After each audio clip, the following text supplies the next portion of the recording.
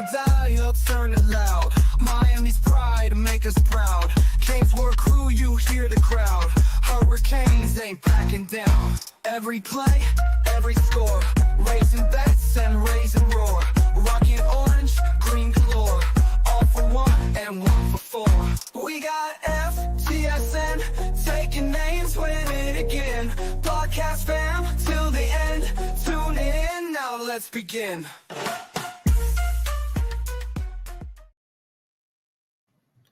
Hello and welcome back to the CanesWear Podcast on Monday edition, 11/3, Monday, November 3rd. It is 5 days from our next victory when we're going to be playing Syracuse at home. And amazing, Gio, we're like a double-digit favorite again. So we got this game locked up, of course, because we know how good we do as double-digit favorites. Obviously, show is sponsored by CanesWear The Spot, Miami Fan Shop. Got a lot of cool new hats in, the diamond hats. They look really cool from 47 brand, some other hats, and seeing some pictures of what we have in the store. Lots of cool things. And even the way I look at it, even if your team gets you down, buy new stuff, you'll feel good. Okay, that's the important thing. Forget everything that's happening on the field. Forget about anything. Just forget about Mario and Mirabel and Dawson, which we're going to get plenty into. Of course, this is sponsored by FTSN Network, and that is the only team having a tougher season than the Canes right now, and that's the Fins Talk Sports Network. Bobby and the crew do a great job. He's doing another podcast on the station as well now. But lot going on. I am awfully pissed. I've posted some things I never have posted in my life, but we'll get to that. I still think the Canes have a chance at the playoffs here. Mario has to understand that, and I will explain that as well. But I am upset.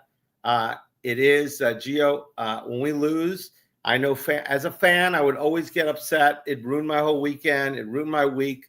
It'd be the worst when we lost. We lost to Notre Dame in 1988 in the Cleveland Gary didn't fumble game. We lost in 86.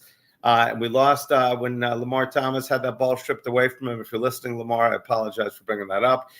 Those always piss me off. But when you have a store and you depend on that store and people say, you look at the games differently. It's not only about winning and losing. It's about, shit, no one's going to want to buy Canes stuff. What the heck is going on? I got Canes fans, diehard Canes fans calling me, Brett, what do we got for Panther hoodies? I need to wear something different up north. But when you're in the business that CanesWear is in, it's very difficult losses. You take them personally. I got very angry in my first time I've ever put a tweet or post or Facebook post, and I said I've never said we should fire a coach. I didn't think, I was not jumping on the Al Golden bandwagon to fire him. I was not on the Randy Shannon thing at that. Well, maybe Randy Shannon. I was not on. I was upset with Rick. A lot of people wanted Rick fired. Larry Coker fired. Obviously Al Golden fired. I said, but Mario has done a tremendous job turning this team around with amazing talent. But the frustration as a fan. The frustration I had obviously we all know about the running game, and we spoke about it last week, that possibly Mirabel is the running game coordinator. And if he is, and him and Mario are tight, whoever's the coach here, it doesn't matter. I remember Gaddis was here, and everybody said he was the offensive coach of the year for Michigan. Why are we so boring? Well, maybe it wasn't Gaddis. When Mario was in, he had one of the best quarterbacks in the NFL, Justin Herbert, there for 4 years, and everybody said Justin Herbert sucked. Maybe it was the guy running, it wasn't the offensive coordinator, but it was the guy overseeing the offensive coordinator. What I'm getting to is, obviously, the only way we're going to change as a team is if the guy in charge decides that it's more important to win and blow teams out than it is to be right or to do what he wants to do. It should be, Nick Saban did it when he was having a tough year a few years ago, Gio. He changed and revamped his offense. Great coaches, great CEOs convert, they go ahead, they adapt. That was one thing about Manny Diaz. He seemed to adapt a lot. I know everybody wanted Manny gone, but he seemed to adapt. We needed certain things. He was obviously over his head, and he didn't nearly have the amount of money that Mario had to spend. I'm sure everybody knows that as well. So just going back to that, what pissed me off so much in this game, besides the running game, up the middle, it looked like the players were disinterested. It looked like the offensive line was not excited as they should be. We're not blowing people. 3rd and 1 into the line, 4th and 1 into the line. I mean, God forbid we do a end around. We do a jet sweep. We do a pitch back. I heard Dodd say, well, how do you expect we do that? Well, fake the ball to the first guy, pitch out to the second. Everyone's going to be stunned. They're going to say, wait, the first guy's supposed to get the ball. The timeout is, and I said it earlier in the year, Mario, is if usually it's on offense. Okay, do we kick the ball? Punt it, which we always punt in the 38-yard line. They're going for field goals at the 38-yard line. We're punting the ball. We kicked that field goal 55 yards earlier. We win that game. I mean, nobody thinks about that. We're just like, let's just punt it into the end zone and give them instead 13 yards. So we go from the 38 Geo, we're at their 38, and we punt the balls at the 20 or the 25. But God forbid we got a strong leg kicker. Let's kick it. I mean, anyway, but the timeout in the end, to me, was the play that drove me crazy. I mean, we're ready to win the game. We just sacked them. Finally, we just missed them on the next play. Our defense is salivating. They're excited. They're chomping at the bit to get the quarterback. One play, the game is over. And right before he calls hike. What does he do, Mario? He calls a timeout. A timeout. Running all over the field. Timeout, timeout. And what was his reason? And when he did that, our players didn't even hear it. So what happened? Lightfoot went ahead and kind of tapped him a little bit. And Mario said, use your head. No. Nobody's expecting you to call a timeout at the last second when these guys have their adrenaline rushing. It's like I say, guys in the military, you just expect them to come home and shut it off. This guy's ready to tear the quarterback's head off to win the game, and we're just going to call a timeout right when he's in his steps. That's like saying when you're about a 60-yard dash or whatever it is, I'm off the 100 meters rise, right before, forget it, we're not going. Everyone's going to jump. So calling a timeout there was ridiculous, okay? And then taking a knee, kneeling, falling on the ball, whatever you want to say, with 25 seconds to go, the announcers are screaming, what the bleep is he doing?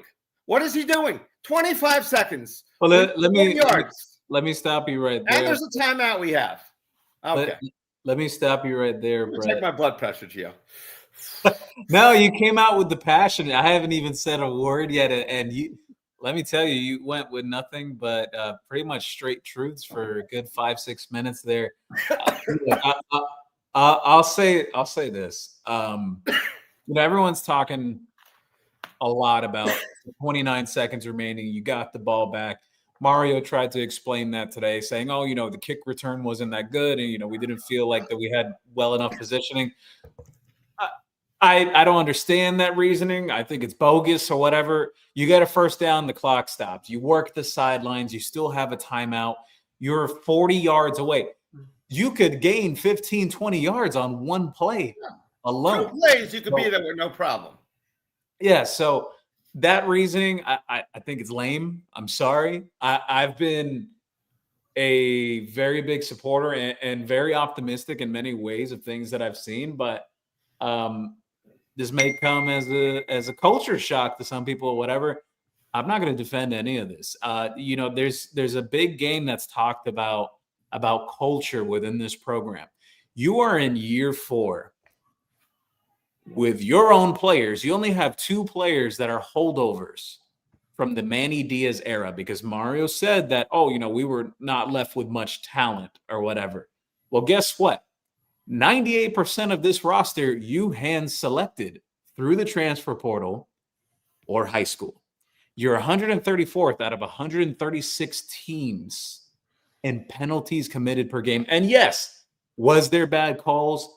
Absolutely. Yes. How they picked up the pass interference at the end of the game, how they called holding on Francis. Was it ticky-tack, what they called on Lightfoot, considering the fact that he kind of picked the guy up from actually falling on the floor, Kevin Jennings. Mm-hmm. There's several different calls, but it's beyond that. It's beyond any potential questionable calls here or there.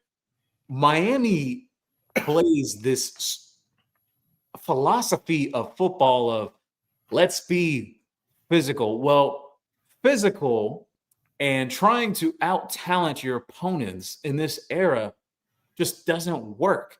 This happened to Nick Saban back in 2014 with Ohio State, where they had a culture shock themselves that, wow, we can't just line it up and out-talent everyone. We need to scheme. We need X's and O's. And Nick Saban decided to evolve as a coach.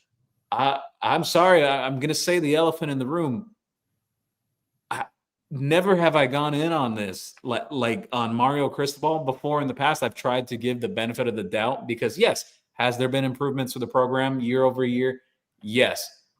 But this is inexcusable. It is, because you've taken your own destiny out of your own hands for the second year in a row in November. You are 4-11 in games after November since you have arrived.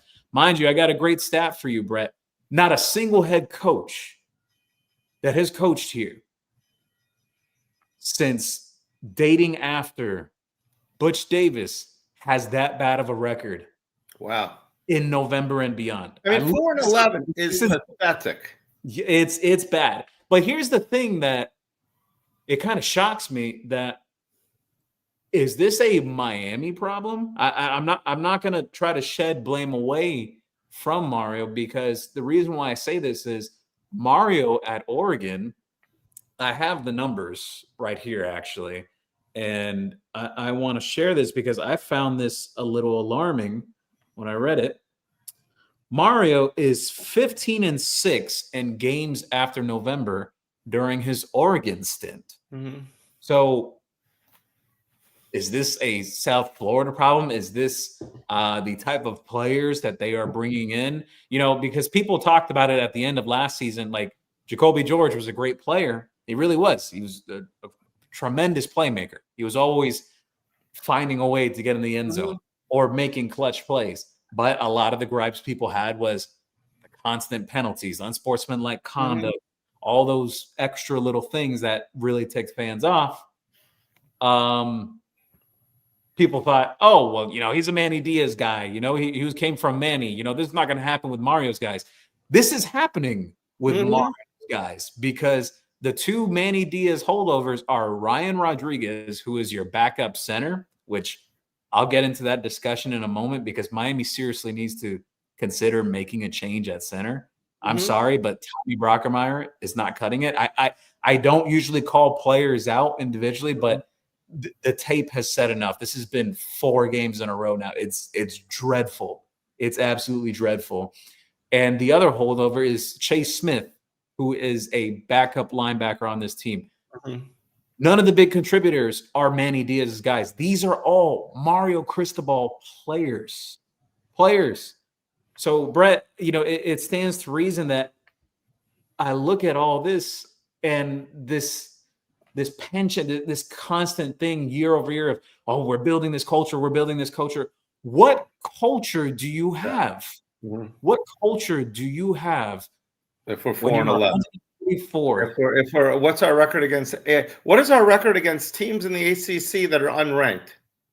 Aren't we like? Well, it's not good. And here's the thing: since 2022, Mario Cristobal leads the country in losses as double-digit point favorites. Well, you know, at least he's leading something in the country. At least he's leading something. And maybe penalties on our offensive line, is that up there too? Or just penalties? Well, I got a fun fact. Miami's 6 offensive linemen they played against SMU, all 6 committed a penalty. Wow. In that game. At least nobody was left out. And this is my thing too, is this is supposed to be their specialty. Exactly. Mario Cristobal is supposed to be an offensive line coach. Alex Mirabal has been heralded as a developer of talent on the offensive line. What is supposed to be one of your strengths on this team has now become a weakness, because there are several 3rd and 2s, 3rd and 3s this year that you get a false start penalty and you're sitting at 3rd and 7 and 3rd and 8, and you're playing behind the chains once again. And even when we don't get the penalty, we're at the beginning of the season, Notre Dame, Florida, we were getting the first downs on that against those better defenses.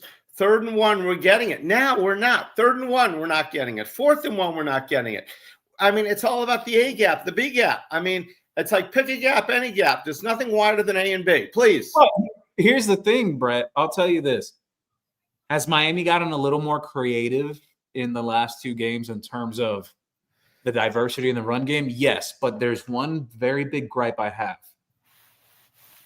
Why are you lining up in tight goal line, full house? Usually they also call it full house formations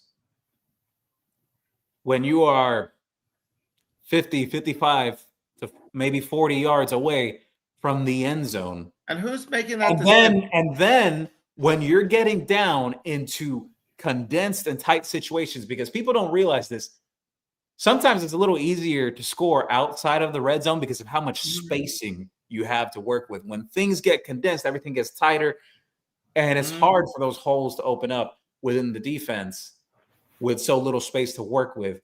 Why are they spreading it out in the red zone? Why are they not like it's backwards to me? It's like, yes, do I like the fact that Miami has decided to spread it out? They're using more 4 wide sets. Yes, that I'll agree with that. But the philosophy is broken because, Brett, every single time, what did they lean back on when they had a critical 3rd and 1 or 4th and 2 and 4th and 1? You know what they leaned back on? Let's tighten everything up, condense everything. We're going to ram right through the middle, even though our center is getting beat off the initial punch 4 weeks in a row. And we're still going to do it anyways because we're Miami. We wear that U on our helmet, and we're just going to out-talent everyone. That doesn't work in 2025. It doesn't. No, it doesn't. And I don't know. I think the players get discouraged. I'm very concerned about players that may say, why am I Jordan Lyle? I hate to name names. We know we have 3 backs. And then we have Pringle who's a speedster also. It's just like Lyle. And they run the exact same plays. So why are you going to want to stay around to not be something that you can do, better? We're just going to run jam it right at the middle. A guy like Malachi, why are these guys going to say, look at this dynamic, exciting offense? People are blaming Carson Beck, but I think he's handcuffed back there. I think Dawson's handcuffed. That's why his line was, it is what it is. It is what it is. I can't do anything about it. And even when he asked those questions last week, like, oh, what do you expect us to do? Oh, you want us to do this? You want us to do that? It's almost like he's, because we had the same problem with Gaddis. Maris had the problem with other the offensive coordinators. It was like a revolving door over there, wasn't it, in Oregon? Didn't Justin Herbert have almost a new one every year taking care of him? So it's obviously, eventually you have to say it's the coach. Now, Maribel wasn't there in Oregon, correct? He came here. So, but if you're so Mirabal was in Oregon at one point, yes. It was, okay. But the point is misdirection is so much better than just slamming it up the middle. It's so much easier to go around the wall than through a wall. I mean, it's so much easier to disguise something, okay, then go ahead. I mean, great battles, great wars, the Trojan horse. I mean, you do things to be deceptive. When you're deceptive on offense, everybody's having a good time. Our two most exciting plays this year, the flea flicker pass, which worked against Florida State, correct? That was a great play. And was it the same game that Malachi threw the touchdown on a 2-point conversion? No, that was, oh my goodness. That was the Louisville game. Was that the Louisville game? Yes. All right. So, but you know what? It's like, okay, we use it for a 2-point. We know that he has an arm. We know there's something that it's like, God forbid we go get exciting. It's like, we're not going to win on any trick plays. Louisville threw the kitchen sink at us. They're doing all these they got different quarterbacks, different formations. Florida State too. It's like, and we refuse to do anything different. And here's the problem, Brett, that Miami is allowing teams to hang around in games. And what I mean by allowing teams to hang around in these games, Brett, they had 37 minutes time of possession against SMU. They ran the ball 40 times. I'm not saying that I'm against the run or anything like that. I'm not against it. But my problem is, you knew that SMU you knew that SMU was one of the worst passing defenses in the entire. 136 out of 139 or something like that. Yes, 136 out of 137. they were bad. They were one of the worst passing defenses coming into this game. Instead of like, look, not even just this game. Let's look at the broad scope of things. This entire season, it almost feels to me as if they want to go on cruise control once they feel that they may have the game in hand. Brett, I spoke about this with an alumnus that played for the University of Miami. He's an All-American. He was an All-American. And I told him, I said, so why is Miami going super conservative after they're up maybe 2 touchdowns, maybe 14, 17 points, whatever, maybe 3-score game? Why are they going so conservative? And then I'm watching powers across the country like Ohio State. They may be up 27-10 in a game, and they're still airing it out. Of course, They're still running, nothing. They expect to score 50 points a game. Yeah, they're still running their offense.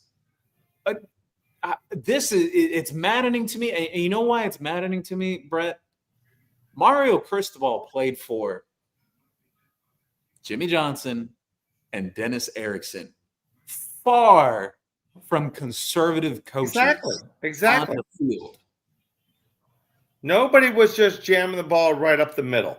I mean, it was just, I don't know where, it's just unbelievable. That is, and that's bad. Like I say, not knowing when to call a timeout. They should not let him, as soon as they should not let him anywhere allowed to call timeouts.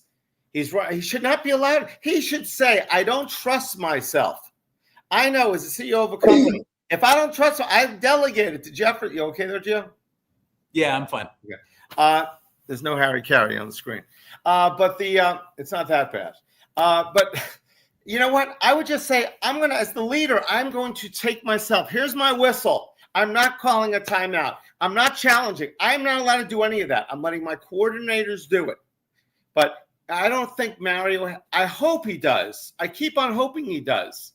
But it's the only way. And yes, I do believe we can make the playoffs still. We need to win each game by minimum 30 points. We need to destroy Syracuse first, North Carolina State, Virginia Tech, and Pittsburgh. We need to just, not that any of them are that great, even though Pittsburgh's not bad. We need to destroy every team. And then when they look at us, they say, wow, Miami is hot as can be. They're looking strong. We've got 2 losses. Notre Dame got 2 losses. How can we put Notre Dame in there ahead of Miami? Because if it gets down to it and we're squeaking by, if we win every game, Notre Dame's going to get ahead of us, even though we won head-to-head. Other teams, they said 4 or 5 teams could be in the SEC with 3 losses. So if we got 2 losses and we blow every team out in these last 4 games, that's what they're going to look at. Last year, we lost 2 out of the last 3, correct? Georgia Tech and Syracuse? Yeah. This year, we need to win 4 games in a row and not do what people say that Mario just wants to have one. Let's get win by a touchdown. We need to blow them out. Well, okay? I'll tell you this, Brett. There was a few glaring plays where Miami doesn't even check out of calls that they made in terms of play calls when Louisville has 9-10 guys Correct. stacked into the box. They're playing cover 0. You know what cover 0 is? No safety help back there. And what does Miami do? We're going to run it straight up the butt of our center, our guard, and we're just gonna, or we're gonna do the little dink pass into coverage. It doesn't matter. We are not proactive, unfortunately. We are reactive. We do what we want, and we think the team has to stop us. We don't want to be proactive to go ahead and say, "Hey, look at this. We have an opening." I remember when Miami played FIU, that terrible game we lost. There was a play that I think we had a guy, and we're at the goal line, 1 yard line. And we had a guy wide open, nobody covering him, and nobody saw it. Now, and I thought, if we had how can they not see this? Yeah. I would think a guy like Mario, but they don't even see it. The middle of the field is open. Check down. It is just a sad situation. We can still do it, but are they going to learn from their mistakes instead of saying players aren't executing? They're not executing, Gio. We should be. Scoring. It's more than just execution. I know. Was there missed running lanes in that game? Yes. There was that running backs. And look, some people say, "Oh, it's those guys in the vision or whatever." I've spoken to one of the greatest running back coaches ever, Don Solinger. And yes, does it come to some extent that a player needs to have that instinct or feel for the game to an extent? Yes, but it's also what is being coached. What is being coached? Are these guys even allowed to bounce that run back to the other side? Because I never see them do it. That's a great question. Great running backs do that. They bounce it outside. They start on the inside, then they bounce. That'd be if that's really the case, Gio, that would be really scary. It's hard. That's hard for me to imagine. But if that's the case, why nobody's doing it with their own athletic talent?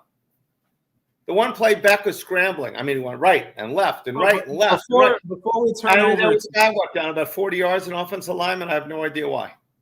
Before we turn over to some questions here, I do want to say one thing. Well, two things. Number one, someone had mentioned before that this is bad for business overall. It's bad for Mario. It's bad for me. It's bad for Brett. It's bad for a lot of people. Mm-hmm. I'll tell you this, Brett. I had an update this morning in my private board. It's about on like 14, 15 guys that Miami's involved with. We're exactly a month away from early signing day period. People don't even care about that right now. Let's put it that way. People don't even care about the recruiting stuff. I had people saying, yeah, that's great, but, with the team and whatnot. I dropped a team update in there, too. Before Mario said it officially today, I mentioned to people that, hey, look, I overheard over this weekend that O.J. Frederick and C.J. Daniels are going to be out for some time. That, the prognosis, there's really no exact timetable for return yet. And then Mario ends up confirming that earlier this afternoon after I mentioned in the morning on the board. People didn't even pick up on that because people are just upset. They're sickened. They don't want to hear anything. It's bad. It's bad overall. Brett, I'm sure that even the traffic through the store is not the same. It's not. Ever since it was to Louisville, it's not. It definitely gets affected. It gets affected. We were excited. All the people going to Pittsburgh and Virginia Tech, the cold weather gear. But people just, what I sell at the store, we sell legal drugs. This is what we sell. If we're winning, people have to have more. I got to have more, man. I got to have more. I got to have a new polo. I got to have a new shirt. I got to represent. It gives you something. You go home, the wife or the husband's upset at you. The kids are having a tough time. The boss is yelling at you. Life is not easy. So you're winning. You get that adrenaline rush. You go on a CanesWear. You talk to the guys, Jeff, John, Ken, myself, whoever, and you're having a good time. And then you're buying something. You're buying a new T-shirt. You feel good about it. But when you're not winning, you say, you know what? That gutter at the house needs to be fixed. You know what? There's a little water coming down. When you're winning, it's like, we'll drive on these 4-ball tires for another few months. I understand the babies that need a car seat, but whatever.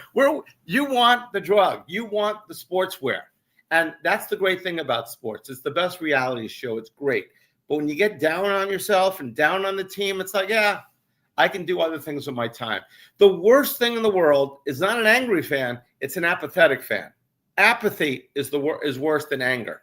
Because you have apathy and the people just don't care anymore. That's what's happening is that people are checking out, number one. Number two, people are upset.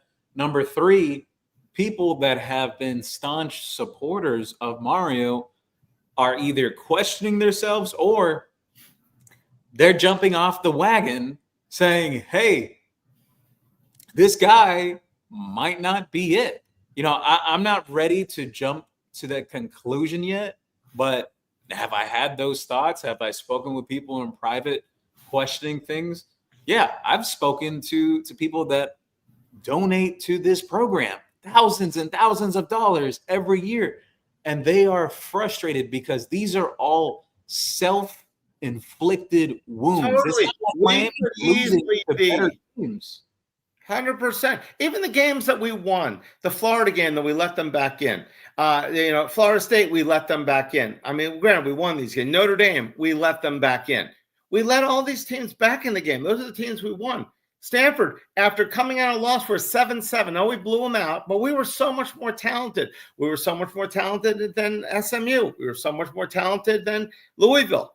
I mean, it's just sad that the response from the coaching staff and the players in some regards, obviously, it's just not coming through. So my question to you, Gio, before we get to all the questions, and the one thing great about the CanesWear Podcast, we do try to get to every question and every comment, so you guys are going to have your say. Who can, if anybody, tell Mario, enough already? What the bleep are you doing? Do you want to win, or do you just want to do it your way? Are you Frank Sinatra, or are you? That's the song, My Way. Are you Frank Sinatra, or are you wanting to be a winner? Do you want to be a great coach? Do you want to be a national championship coach, or you just want to do it the way you want to do? Who at Miami? Is it a donor? Is it who can make Mario listen to them? Well, there's only a couple people. That's Joe Echeverria and also and Rudy Fernandez. They have a very big say into things. There are some high-level boosters as well that can put input. Do I think something like that would come right now, that they would go to him and say, hey, you know, I don't think they would do that in the middle of a season, but could serious conversations happen afterwards? Like, hey, you know, this needs to change and this can't continue to go on. Yeah, I think that will happen if that plays out that way, because there's a lot of money being invested. And by the way, because there's a lot of people that have been fear-mongered into this thought that, like, oh, you know, what if Mario doesn't work out? What if it doesn't work out with Mario? Is the program going to continue investing and whatnot? They are, actually, because there's been a very big change infrastructurally from the top down. So for the people that have that fear, like, oh, you know, this is it. You know, if he doesn't do it, this is it. That's not the case. Last thing I'm going to say, and let's jump to these questions. Does Mario Cristobal love his program enough to evolve as a coach? Correct. Does he love his program enough to evolve as a coach? And I'm not going to say it's all entirely him or Dawson or whatever. You know, I think Dawson holds some of the blame here too, because if you watch the tape on Dawson at his previous stops, there was a desire for the lack of creativity in the run game as well in his previous stops. I think Dawson has great passing concepts from the intermediate to deep level of the depths of the field, but there is some questions there too. You know, there's also the discourse as well. You know, is Mirabal involved in the run game or not, or the game planning with that and everything. But bottom line is this: is Mario willing to evolve as a coach? Does he love his program enough to evolve? Because his mentor, Nick Saban, he did that. He evolved as a coach. He decided to go away from the power scheme and we're going to run it down your throats and hit you with play action. No, he's spread things out. He opened things up. He went to guys like Lane Kiffin and Steve Sarkisian, who are coaching top teams around the country right now. So this is my thing too, Brett. Go back and watch the 2023 season, even when Tyler Van Dyke was here. Look at the play calls in that game against Texas A&M at Hard Rock Stadium. It's almost sickening to me to watch that and think, what are they doing this year? Like, just the lack of creativity is just very simplistic. It's a very predictable offense. You already know what they're going to do when they're in short yardage, critical situations. I watched Georgia close out a game with Florida just this past weekend. You know what they did, Brett? What's that? They were lined up in a tight bunch formation, right? Florida thinking, oh, yeah, you know, they're going to try to run it right up the gut. You know, we're going to stack the box and we're going to stop them. Georgia ran a toss play. They ran a toss play. No one in the building thought that was going to happen. You know what happened, Brett? They gained the first down and they closed out the game. It's the definition of insanity is doing the same thing Exactly. I over posted and that. over and over I again. posted that. It's exactly. I just don't get it. You know what? It's frustrating. We could ramble on it over and over again. The I bottom got line two is, comments about that, Gio. Once you finish, just on the 2023 season, before we get to the questions. the bottom line is they have to look themselves in the mirror. They have to self-scout. And the biggest thing is the win percentage total from August to October compared to November and beyond. Miami has the absolute worst win differential percentage. It's like 28 or 29% of being able to win games in November and beyond. That has to change. It has to. And you look at the results, and you know, Brett, I know people are going to get upset about this, whatever. I'm not comparing Mario to Manny or whatever. I think Mario's done things very differently. Do I think he's brought in the talent? Yes. The talent is here. This is his team. They are one of the most talented teams in the country, but they do not play like it week in, week out. You see glimpses, and then they tell everyone, all right, grab your ball and let's go back home. You know, we're just going to put it on cruise control the rest of the night. They are one of the most talented teams in the country, but they condense games. There's like this philosophy and belief that, oh no, you know, we got to win tough, grinded out games, 23 to 17 games, 21 to 20 games. Like it's maddening. You have the playmakers on the perimeter. Nick Saban took a subtle shot at Mario Cristobal on College game day before Miami went out there to play in Dallas, Texas against the Mustangs on Saturday. He said that Miami needs to get the ball to their playmakers on the perimeter.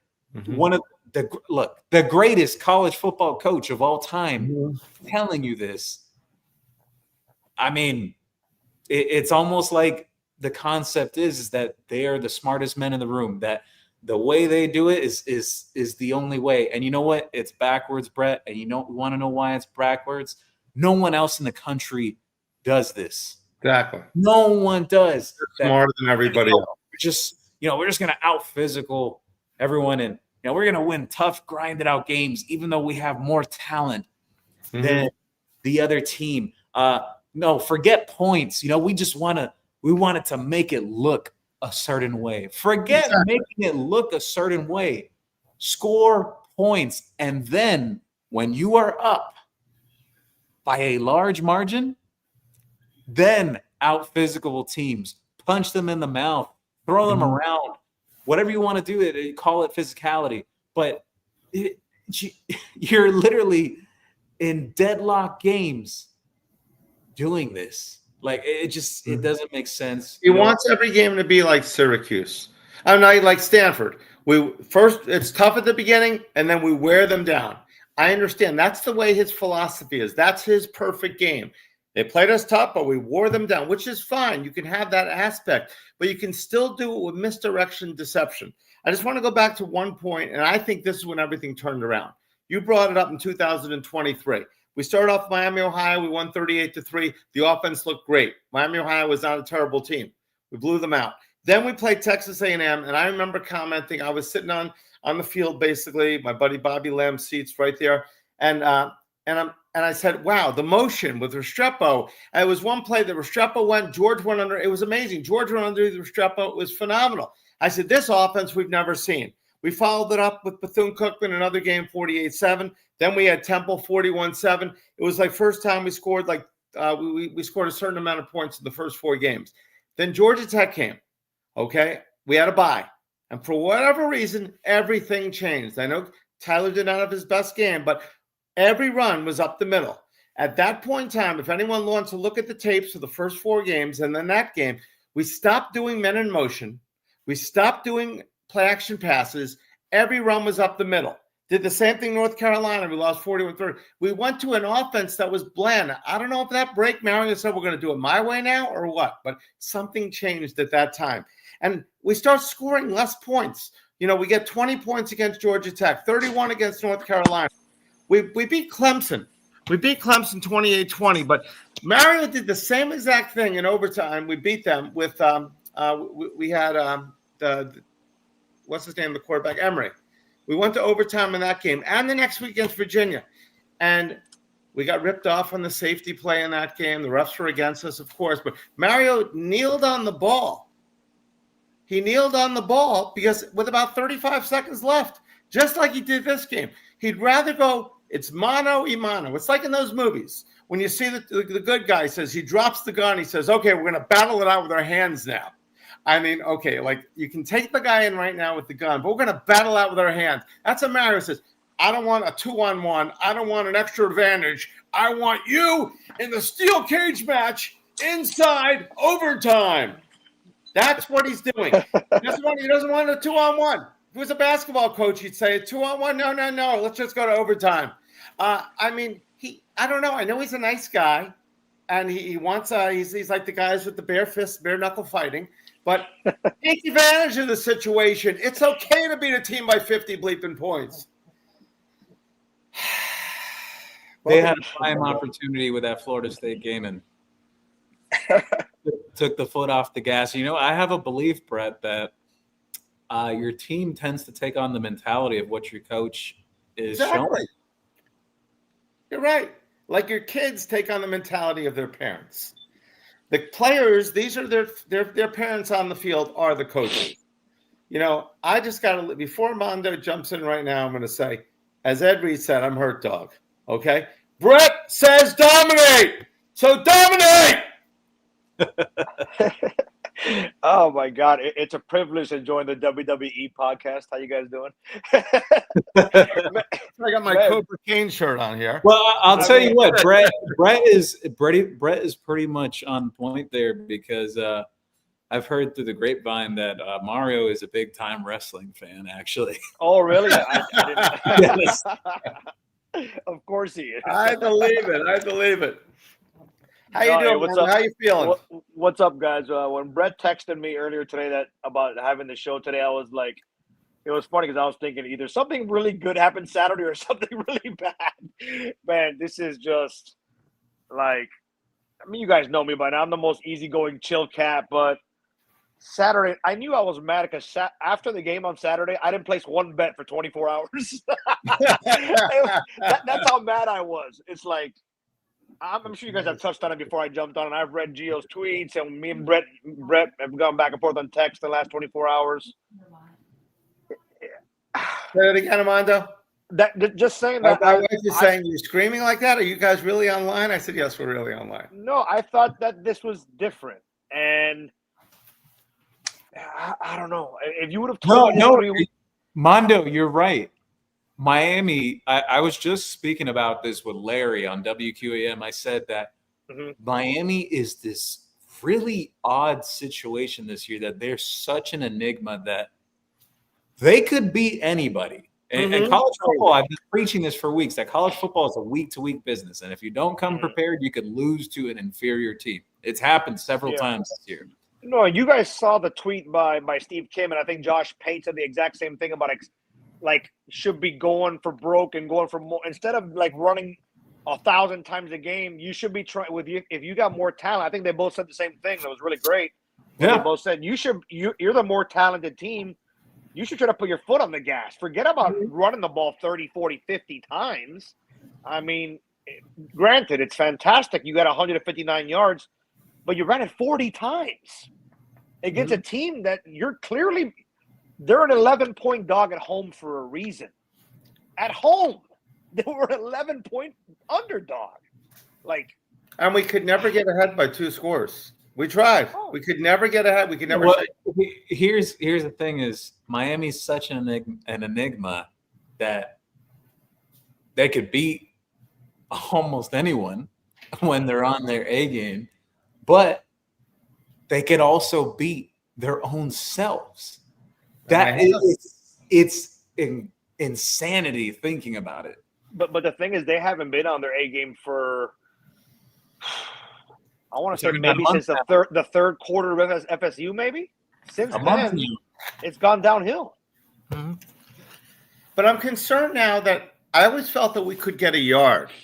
But in the last couple of games, against Stanford in the second half, I think against Louisville too, and in this game, 3rd and 1 or 4, that we could not get the yard. I don't think twice in this game, 2 different drives, we couldn't get the yard.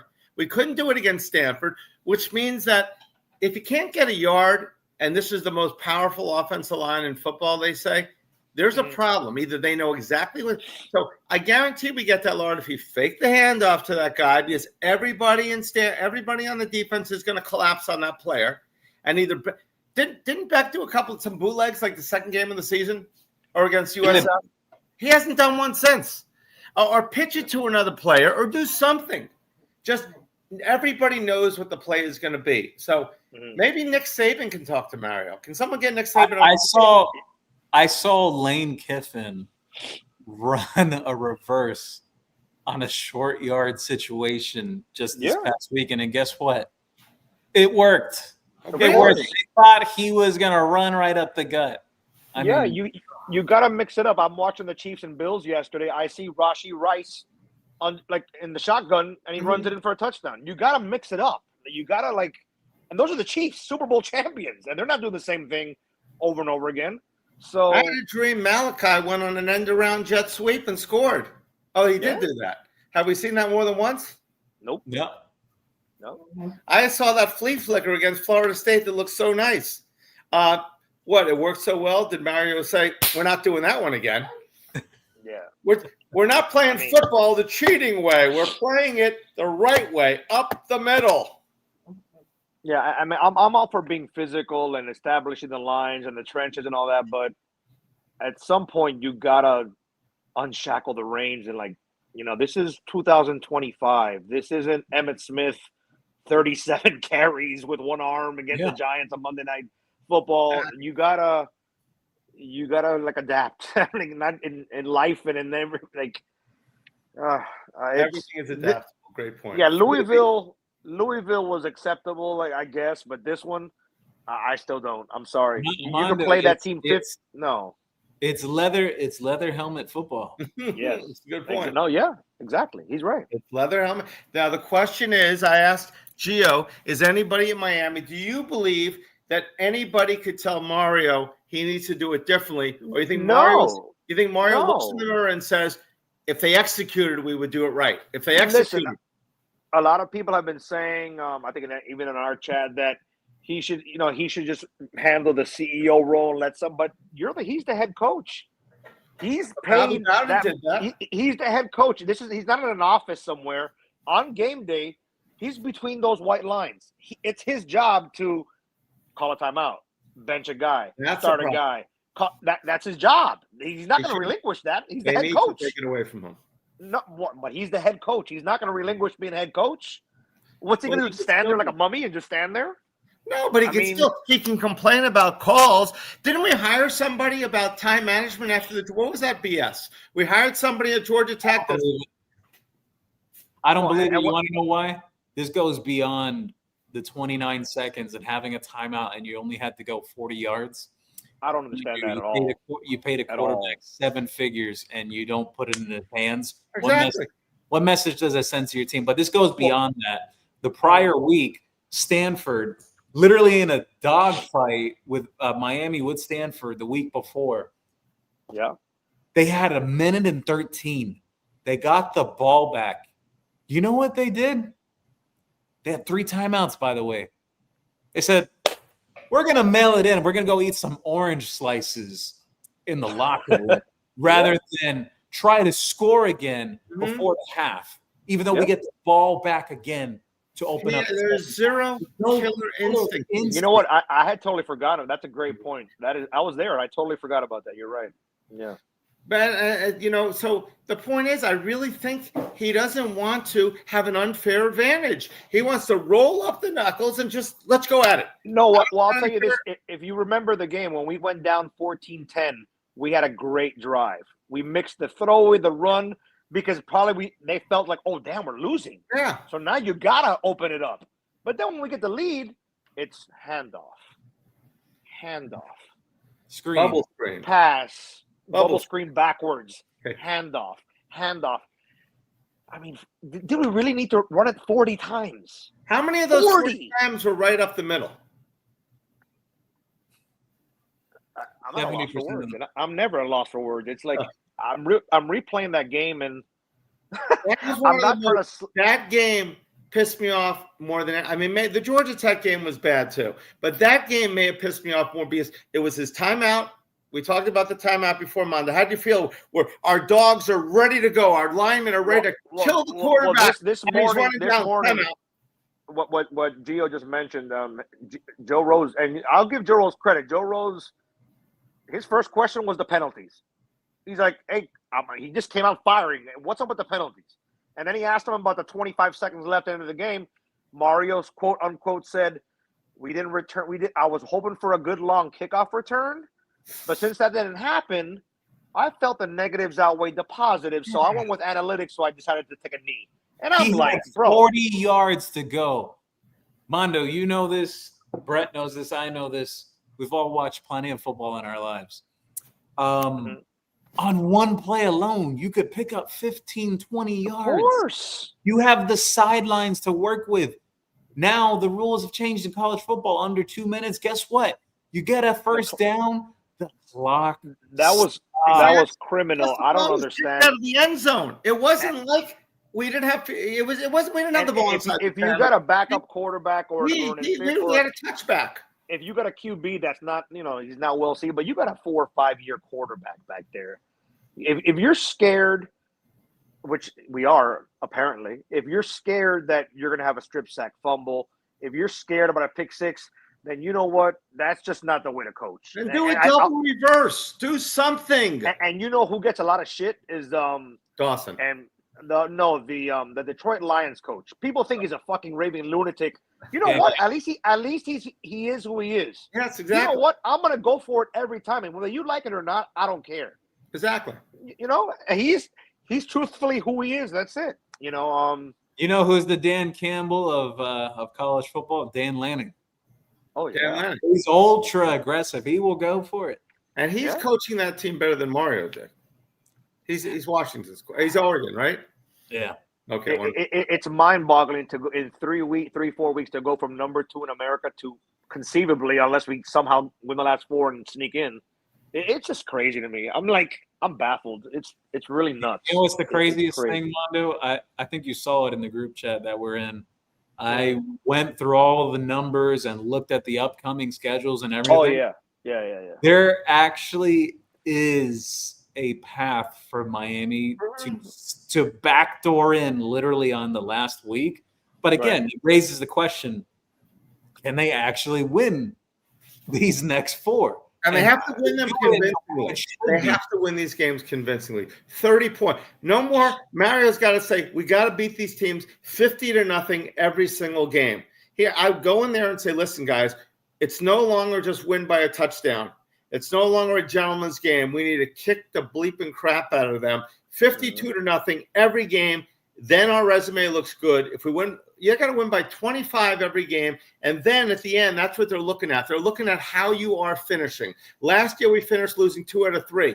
If we would have won the last, if we would have had 2 losses earlier last year, but won the last 4 going away, we would have got in. So I guess, we got to look at tomorrow. Tomorrow, I believe, is the initial playoff rankings, correct? Yes. Is that right? So I'm going to guess. If Miami's ranked like 17 or 18 tomorrow in the playoff rankings, it's over. You think so? They have to be 15 or 16. They have to be one of those to have any real path. I don't think they're going to get 15. But here's the thing that plays out. They have the head-to-head over Notre Dame, and they have a common opponent win over Texas. Texas lost to Florida. Miami beat Florida. So things get really dicey. I want to see what the committee's thought process is. Exactly. If Miami's like 17, 18, 19, I think it's over. I think it's entirely over. I'm gonna just say right now, I'll guess 16. I'll say that's where they'll be at. If they're 15 or 16, there's still a path. Yeah, because they got to get 4 Great spots. team in the AP, 4 spots right? is doable. 4 spots is not. I mean, I just think we have to win. I mean, we need more ACC losses. Obviously, I don't think we're going to get to the ACC championship game. No, but ACC is done for them. You could forget about that. They need a miracle to get a into miracle, the but I think we have a better chance to get in the playoffs. Obviously, because 2 losses, there will be teams with 2 losses getting in. How many teams are 1 loss or less right now in college football? Alabama, A&M, Oregon, Ohio State, Indiana, Oregon, Ole Miss. Is that Alabama team that everybody counted out when they lost to Florida State? Yeah, I'll tell you what, Alabama. I wouldn't want to play Alabama right now. Not right now, no. All right, let's get to some questions. I'm going to start off with Juan Manuel's. If you think I need to go back further, let me know. Well, we know Mario coaching is putrid. Thank you, Juan Manuel. Let's see. Welcome to the show. Let's see what we got. We got Fire Marine Kane. Maribel should stick to his O-line that is playing like garbage. He said right before that, I think Mario has been given too much power to his buddy Maribel in having influence on play calling when it starts related to run plays. He should not be the running game coordinator. Now, we mentioned that last week because everybody's blaming Dawson. I mean, my thought, since we mentioned that it is Mario and Maribel. Is there confirmation that those are the 2 guys mainly calling the running game? Yeah, so the understanding is that Maribel is involved in the game planning with the run game. So he does have input there. Does he have more input than Dawson? That I can't confirm or deny. So it is possible he has more. It's possible that Dawson's just about the passing game, correct? Yes. In essence, from what I understand, he's the passing game coordinator. But again, like I said earlier in the show, Dawson's offenses, even at previous stops, there was a lot of complaints about the running inside zone nonstop. That's maybe why he was picked to be the coach here, but who knows? Finn's talk spoke. Okay, let's see. That's from running late. That's earlier. I went to okay. Let's see. All right. 1 milligram of epinephrine said, "Damn, we thought Mario banished you guys to Willis McGahee." That is funny. Because I saw Willis Willis was in the show in the store when he did he did a signing with McKinney, and great guy Willis and Bryant, both of them. But he said, "Oh yeah," I said, I was talking to him. I said, "Wow, you know?" I said, "Well, I'm on the podcast with Gio. It's rubbing off on me." On our podcast, he said, "Oh, I'm on. You can come on our podcast with Nevin." I said, "I'll be okay."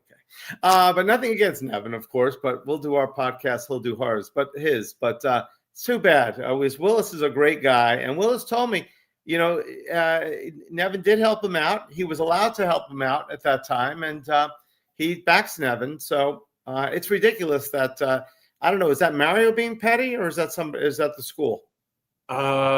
This collective thing in there. There's some comments made by the athletic director as well to him. And yeah, I wasn't aware about it, actually. I was tipped off by a birdie before that podcast even aired live about the McGahee situation. I got a couple of good buddies that kind of gave me the heads up, and I was kind of surprised. I mean, at the end of the day, Willis McGahee's a man that's over 40 years old. The way I look at it is, how could they tell him, like, oh, you can't hang out with this person, but he's not bringing that person with him on the field or anything of the sort. It's a very gray area. It's a terrible look, in my opinion. Speaking about the little birdie, we got Duck is here. Everybody. Duck is here. He was here an hour ago. Tell us if you're still here, Duck. We appreciate Duck, it. You know what? I'll tell you what.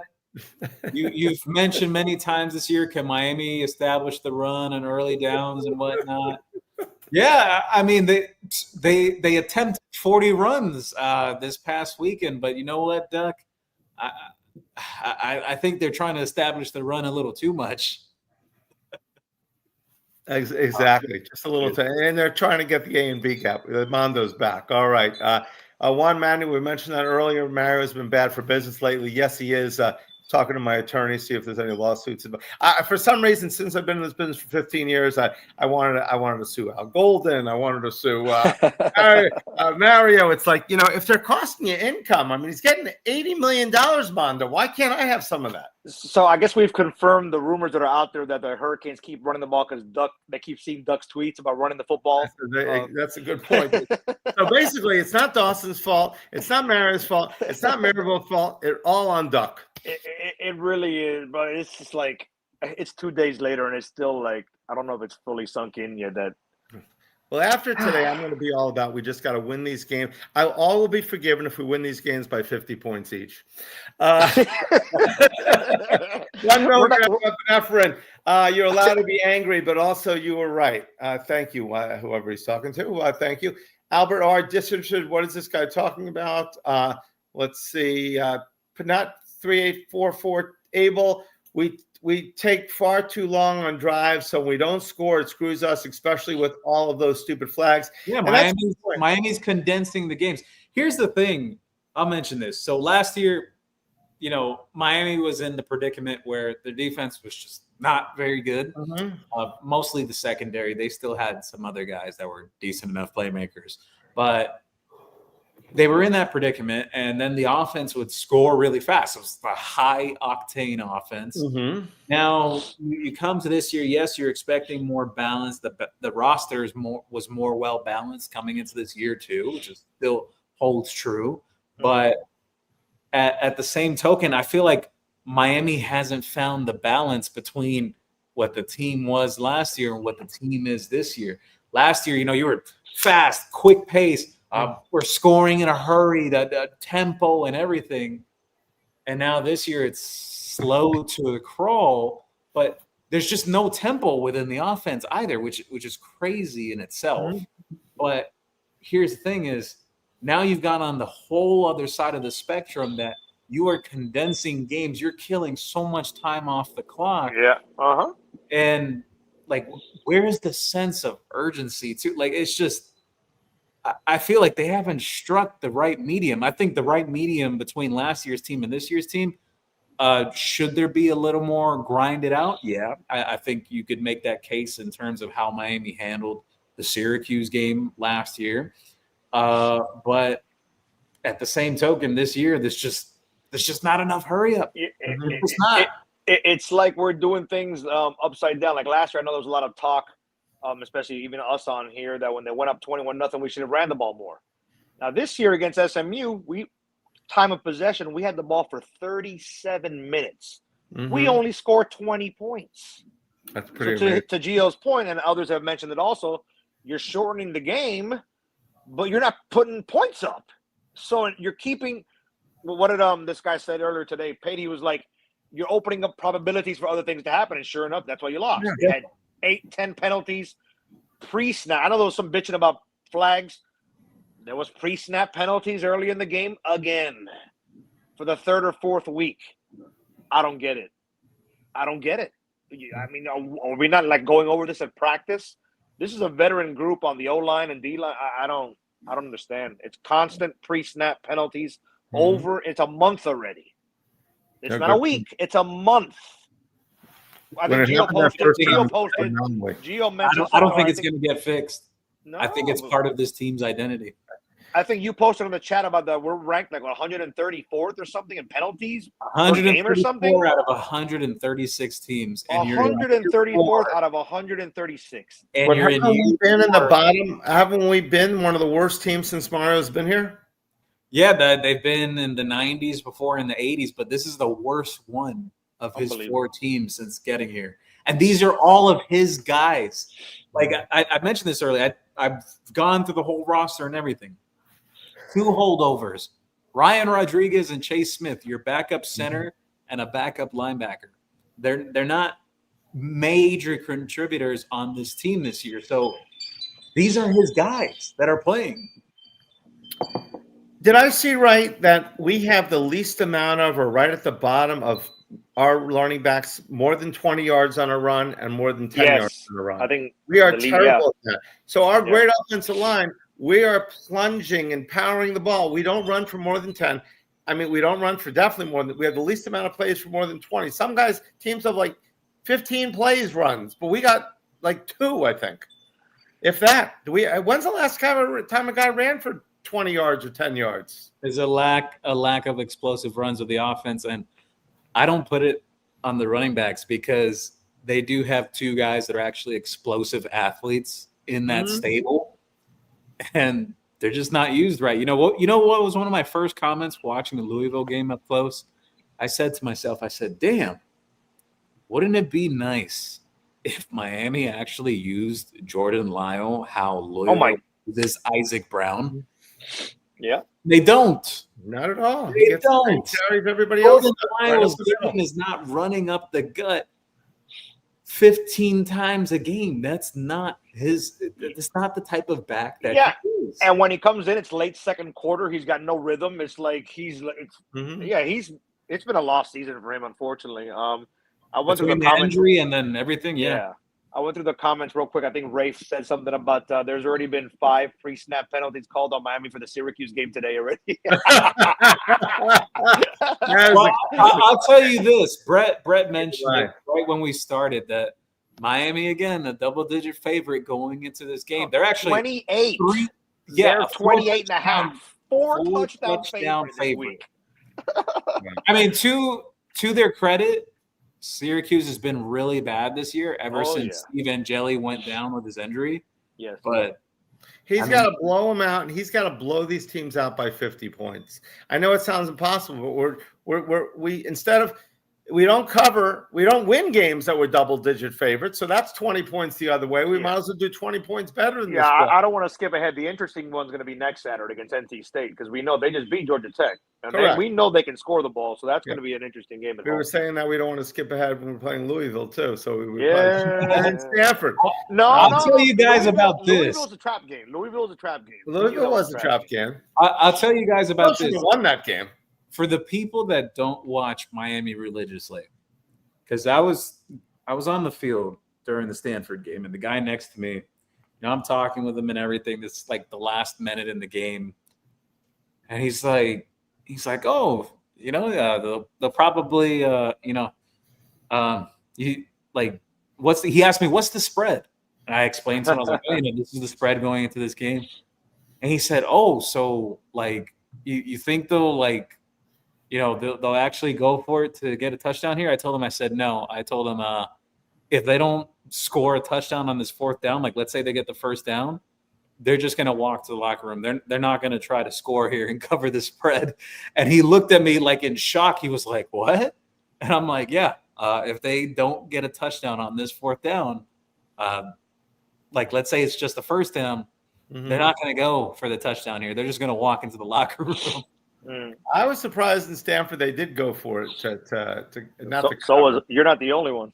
I was really surprised. So 1 milligram of epinephrine. Manny has a better ACC record at Duke than Mario at Miami. A lot of people have been saying that. Is that correct?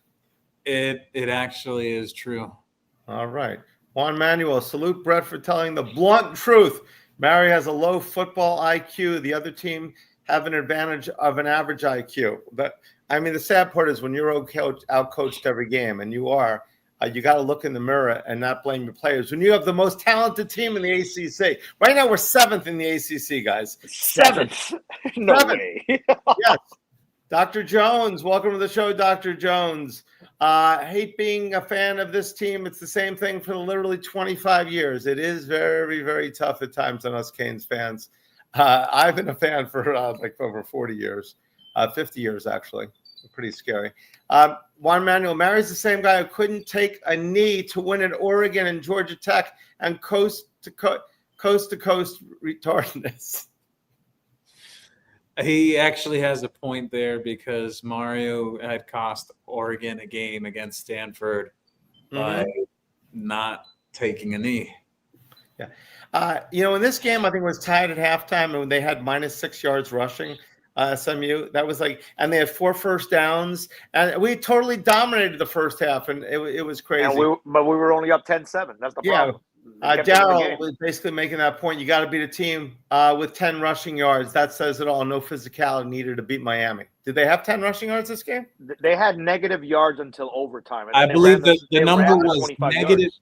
They had like -2 rushing yards going into overtime. And then they ran the final 25 yards in every play. Jeez, man. Brett and Gio, Canes fan needs you guys to do more shows for us fans to cope. Or coop, whatever that is. The season and Mario cope with the season and Mario experience will lead us to drinking. You're right. Let's cheers. Brockermeyer sucks by Gio Kane. All right, we don't like to call players, but I know Gio brought that up before. Daryl, what tells me it won't change is the presser. Dawson and Mario saying all teams struggling and keep bringing up other teams to pony off the BS they're putting on the field. Embarrassing. That's a great point. I mean, that pisses me off when they're comparing us to other teams. Ohio State, you compare yourselves to Ohio State, to Indiana. Don't compare yourself to teams struggling. That is a defeatist attitude. Well, I missed that. What happened there? God's rolling in his grave right now. I missed that. What did they say? I didn't see that. He said, I guess he's comparing himself that all college football is a week-to-week thing. It's a very difficult in every team every week. It's basically saying, it's like, no, I don't want that. I want to know that we're going to step on their throat and win. I'm not a violent guy, but that's what I don't want a guy coming in. My dad used to always say, didn't like when a guy says, I'm coming to the team, I'm going to try to compete for a job when they sign a quarterback. He says, I'm here to win games. I'm not here to compete for a job. We're a few weeks removed from like game day was here. Exactly. McAfee's jumping in the pool. Pundits are saying we're arguably the best, deepest roster in the country. Now everybody was saying we're the best team in the country. This is crazy to me, man. It's crazy to me. They drank the rat poison. Exactly. LTO official, thank you for telling the truth, Gio, and being honest. I've been saying the same thing to Canes fans all year. It's his roster. He's been here 4 years. There's zero excuses. He needs to take a playbook out of Saban's playbook and let his coaches coach.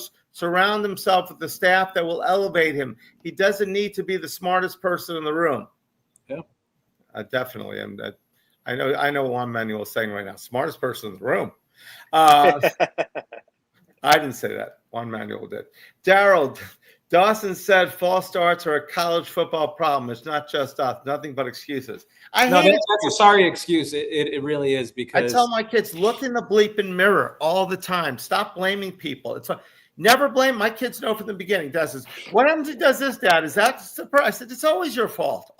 It's always my fault. I don't think every team in America is 134th out of 136. That's an excuse. I hate that. I fire him right now. I need to handle this too. 1 million FNF. This isn't a Miami problem. It's a bad coach problem. Mario is our 6th bad coach in a row. I don't disagree. Well, here's the statistic here. Proud Cat Dad from YouTube shares. Randy Shannon was 16-16 in the ACC. Al Golden was 17-18 in the ACC. Mark Richt was 16-8 in the ACC. Manny Diaz was 16-9 in the ACC. Mario is 13-13 in the ACC. No difference at all. Well, you got two guys, 17-8.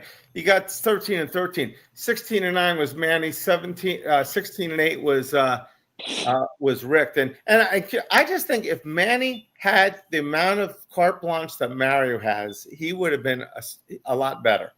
We weren't spending money. Well, I think he was also very green as a coach. He was green, just like Mario was green when he took over FIU, where he got fired after he led them to a bowl game. He said, wait a second, this isn't working. We're going to a bowl game. I only lost one game. We got to start doing it my way. That's the rumor I heard.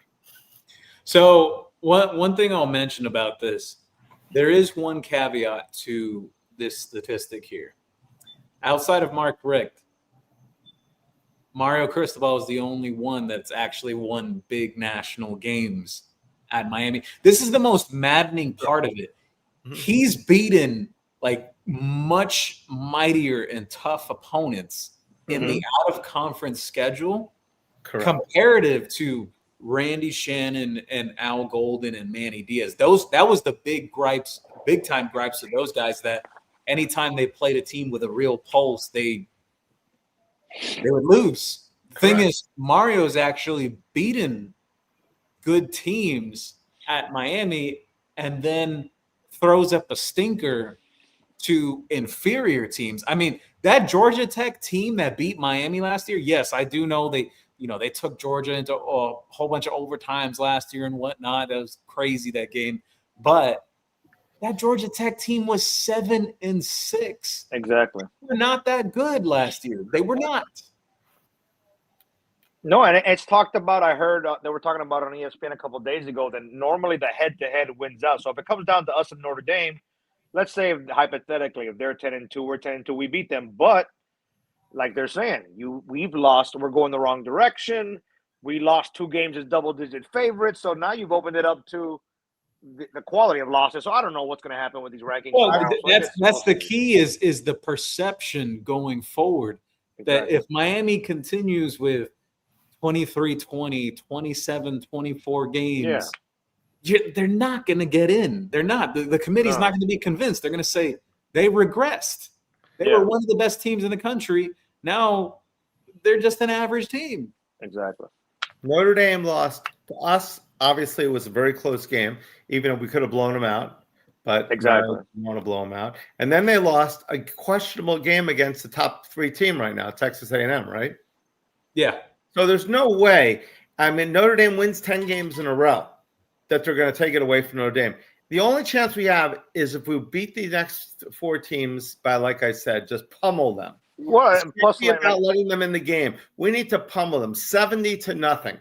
I know I started off beating by 20-30. Beat 7. It's going to be very difficult to displace Notre Dame if they win 10 in a row. No, it depends who's ahead of us also. I guess in that 13, 14, 12, 15, we don't know at this point who's going to be ahead of us and schedules and all that. I mean, I've looked at the remaining schedule and the teams that would be potentially projected ahead.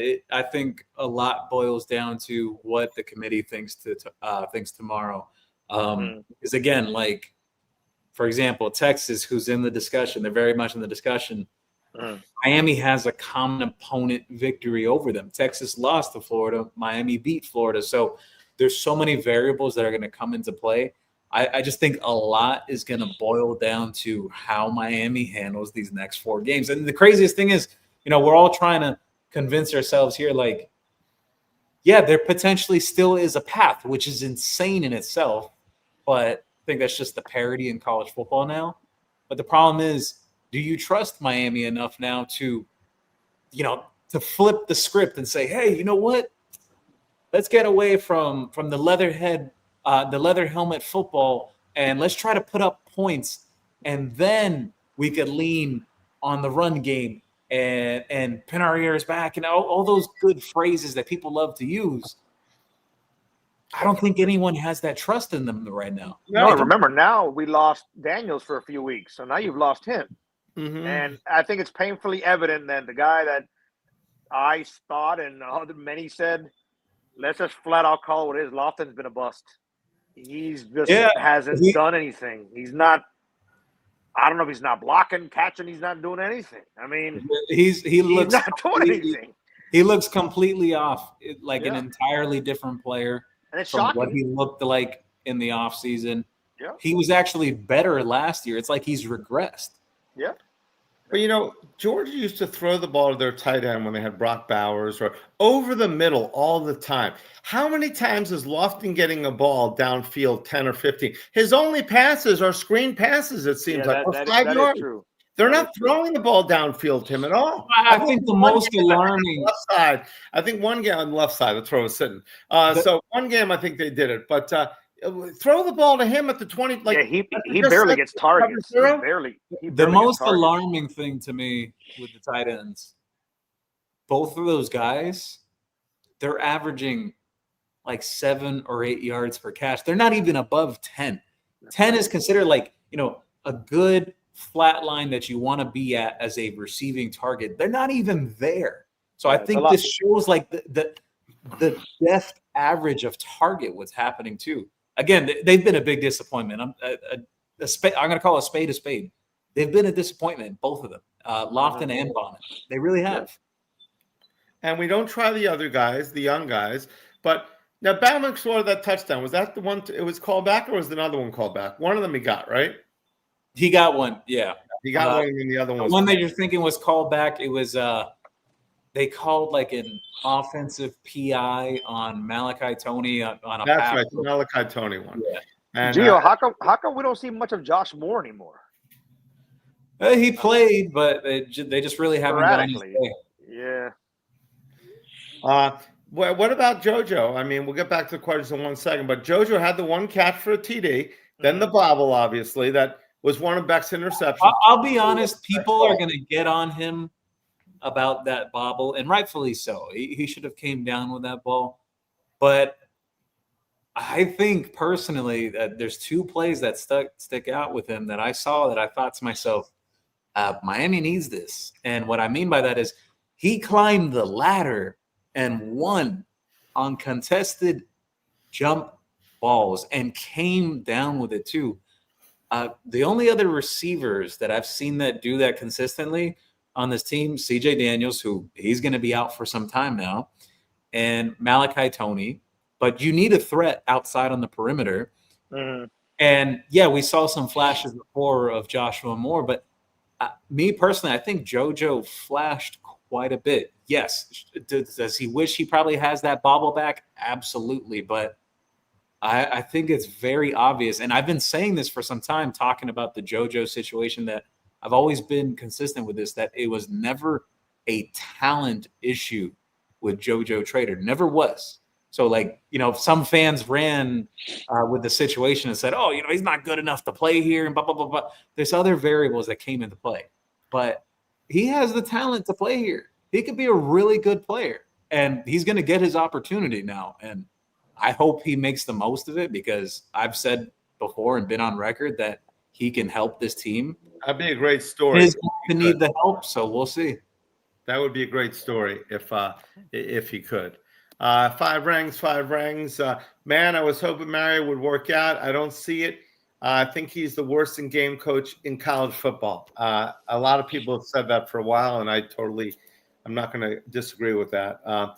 Real Ruiz, they gotten more creative, but when it matters, they go back to running down the middle, and it's not working. I mentioned that earlier. Every single time that it came to a critical down, what did they do?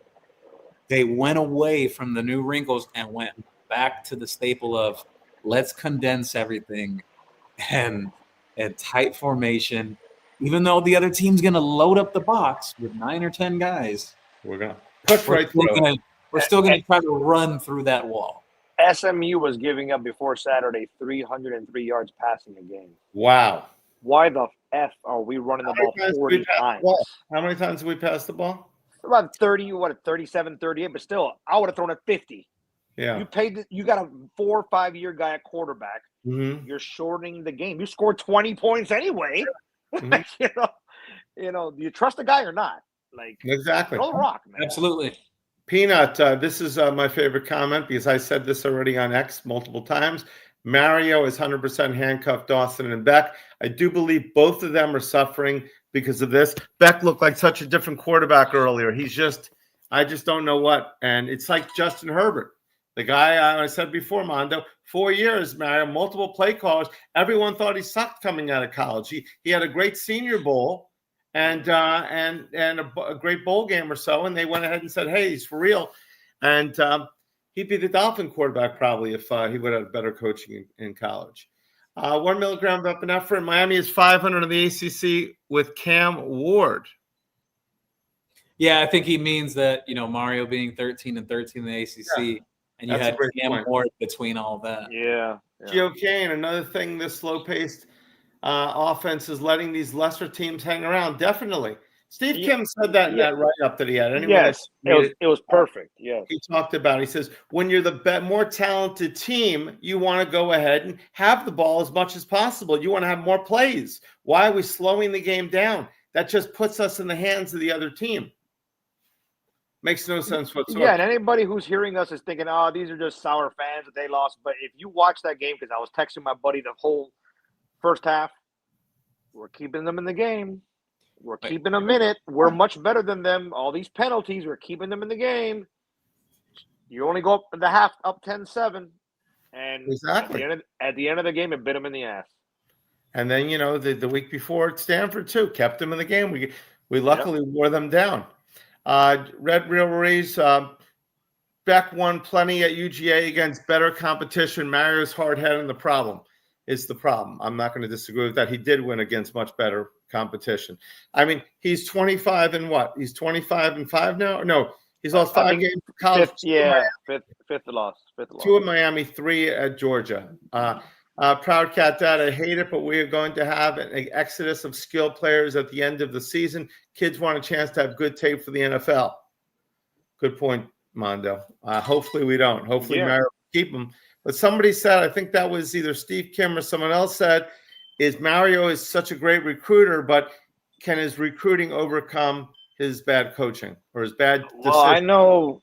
Yeah, I mean, the 2026, 27, 28, you can bring in 100 5-stars every year, but when it comes down to the 4 quarters in the middle of October, November, December, you got to make the right calls. You got to. It don't matter if you got 800 star search 5 stars out there. I mean, you got to be able to.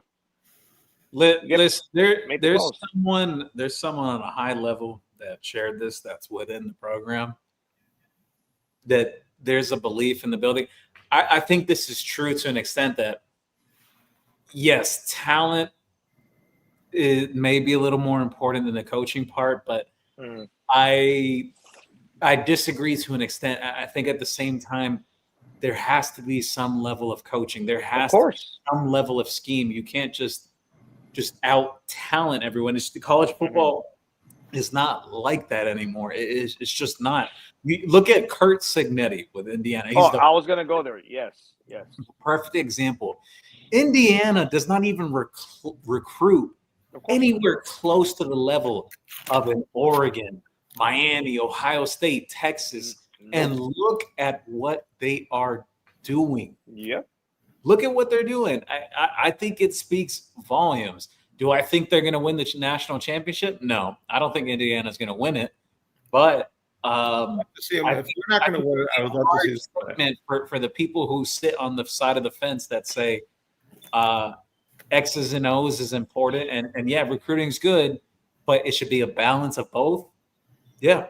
I'm sorry to say it, but it's alarming to me because I had someone from a high-level position say this in a conversation, and I thought to myself, that sounds a little flawed.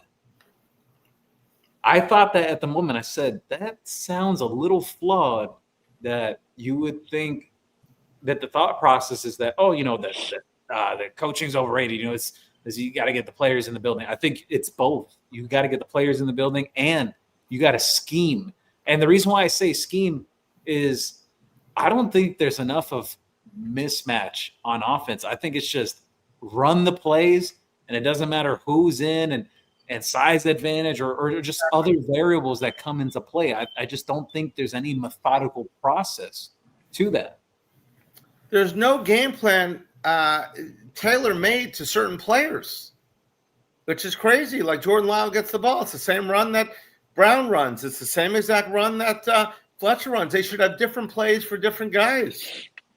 And they do when they get the ball to Malachi, I mean, in certain ways. But what about that time he returned the ball to the 7-yard line and we couldn't get a touchdown?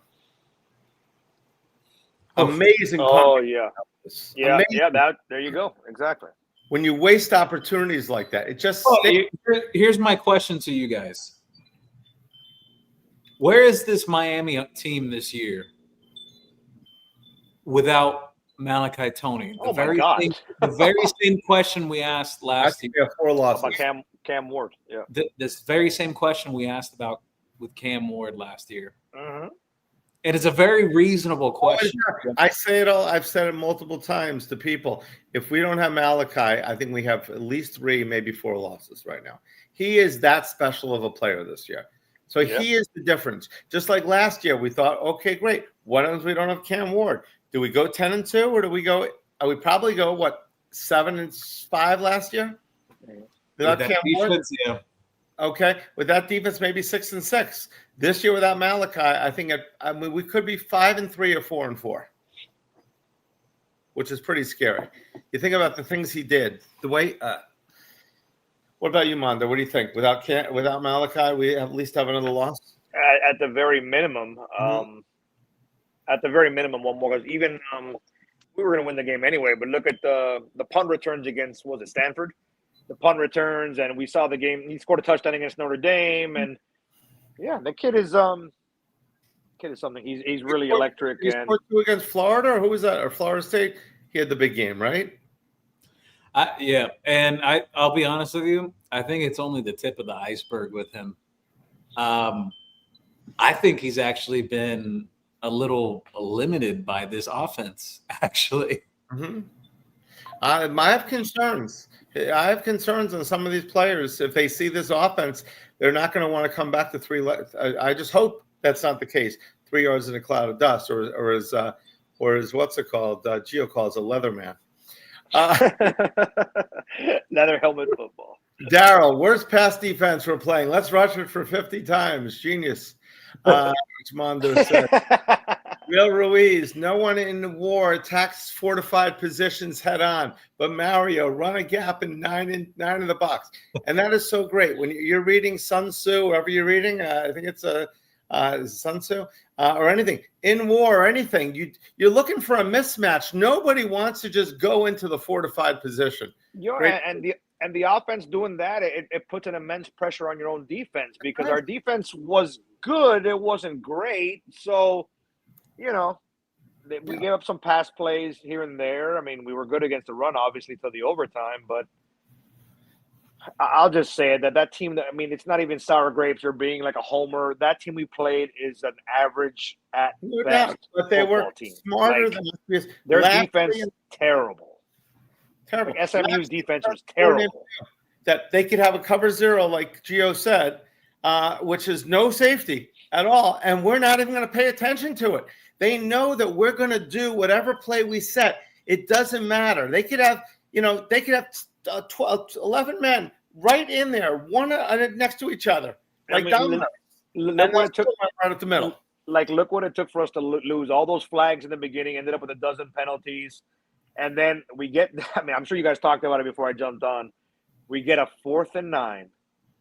And we call a timeout, and we hit the quarterback. You can't make that shit up 100 years. Like, what? Like, how does that even happen? It's like, after all the shit you did the whole game. Possible second. So our guys didn't know it was being called. As I said before, we're chomping at the bit to rip the quarterback's head off and win the game. This is the game. We're about to win the game. They're scrambling. One play. And you know what Mario said, right? About that timeout? Yeah, Mario said, I wanted to see what they were doing so we could react to how they're Who cares what they're doing? Let them dictate and see what the hell. Exactly. What does he think? We called the timeout, they're not going to come out with another play? They're going to run the same exact formation? That'd be us, sadly. We show them what we got. We come back to the huddle. Okay, let's just run the same thing. They'll never figure it out. And this is the type of stuff we're talking about as far as, you can have all the talent in the world, but the GT a couple of years ago, this past Saturday, I think these 4 games for him, he's lost a lot of goodwill. I think this past Saturday from a lot of fans that were behind him. These next 4 games are pretty big. He's not going nowhere, obviously, but I think it behooved him to play these next 4 games like it's the national championship, because he's lost a lot of the fan base this past Saturday. That was a really crippling, gutting loss. It really, really was. I think he needs to go in each game thinking we're down by 40. And we beat them by 40. Whatever it takes. He has to blow these teams out, in my opinion. GOK and Louisville had minus yards rushing before overtime, still hung in there. I think he's talking about SMU right now. He's right. Yeah, they had negative rushing yards going into overtime. It's crazy. Woody, Eddie, my friend is Jakal Lang, number 52, defensive end. He told me Miami was too predictable, and they almost knew the plays they were going to run. Jakal Lang is a defensive end for SMU, so. Wow. That's it. So he told you they knew the plays. There you go. But it's almost like Mario would say, here's the playbook. We challenge you to beat us. And I'll say this. It's been talked about on social media. I mean, Lashley comes out. He sends the former UM guys in the middle of the field as the captains before the game. I mean, he's basically telling you, we're here to kick your ass. And this means a lot to us. And we just like, false start, offsides. Whatever. It's just like, come on. you know, if you lose this game, you're probably going to be out for the season. Like, where's the like? It's like, it's crazy, man. I don't know, man. It's really disgusting and really just very disheartening to be. I mean, I'm going to be there Saturday. God help me. I don't know if they'll let me take liquor in the stadium, but you get it in your pocket. You speak from experience there. Be on the lookout for me now. 1 milligram of epinephrine. He said he's saying this in regards to Eddie's comment. What he said, I'm an idiot, and I almost always know what the plays are going to be run. I agree on that. When don't call yourself names. Exactly. It's Real Ruiz, 25 seconds with a timeout, and don't even try to win. That to me, I think the timeout pissed me off the worst. Is he lost the game on that timeout when you're about to win, but just not even giving it a shot and giving some excuse. It's all about excuses, like you guys say.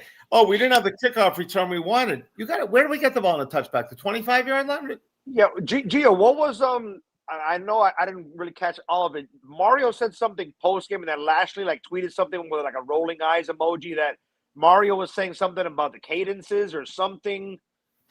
Did you catch that? Yeah, so I'll tell you exactly what it was here. So Mario, hold on a second here, because Rhett Lashley literally posted a comment about it. Yeah, and he put like the rolling eyes emoji about, and there was no flag because Mario was insinuating something about that SMU players may have been like cadences, something to that effect. He said that. He said that about some other team also previously. I think they're trying to draw us off the snap by saying stuff. Here we go. He said, here's what Rhett Lashley said. No snap counts were mimicked. Okay, there you go. Confirmed by the obvious 0 flags called for it. However, that Ford Stadium crowd was rocking all day, drawing multiple false starts and delay of games and timeouts. Thank you, Mustang family. You were the difference yesterday. Our players fed off you. Let's continue to make Ford Stadium a hard place to play. I'll tell you this.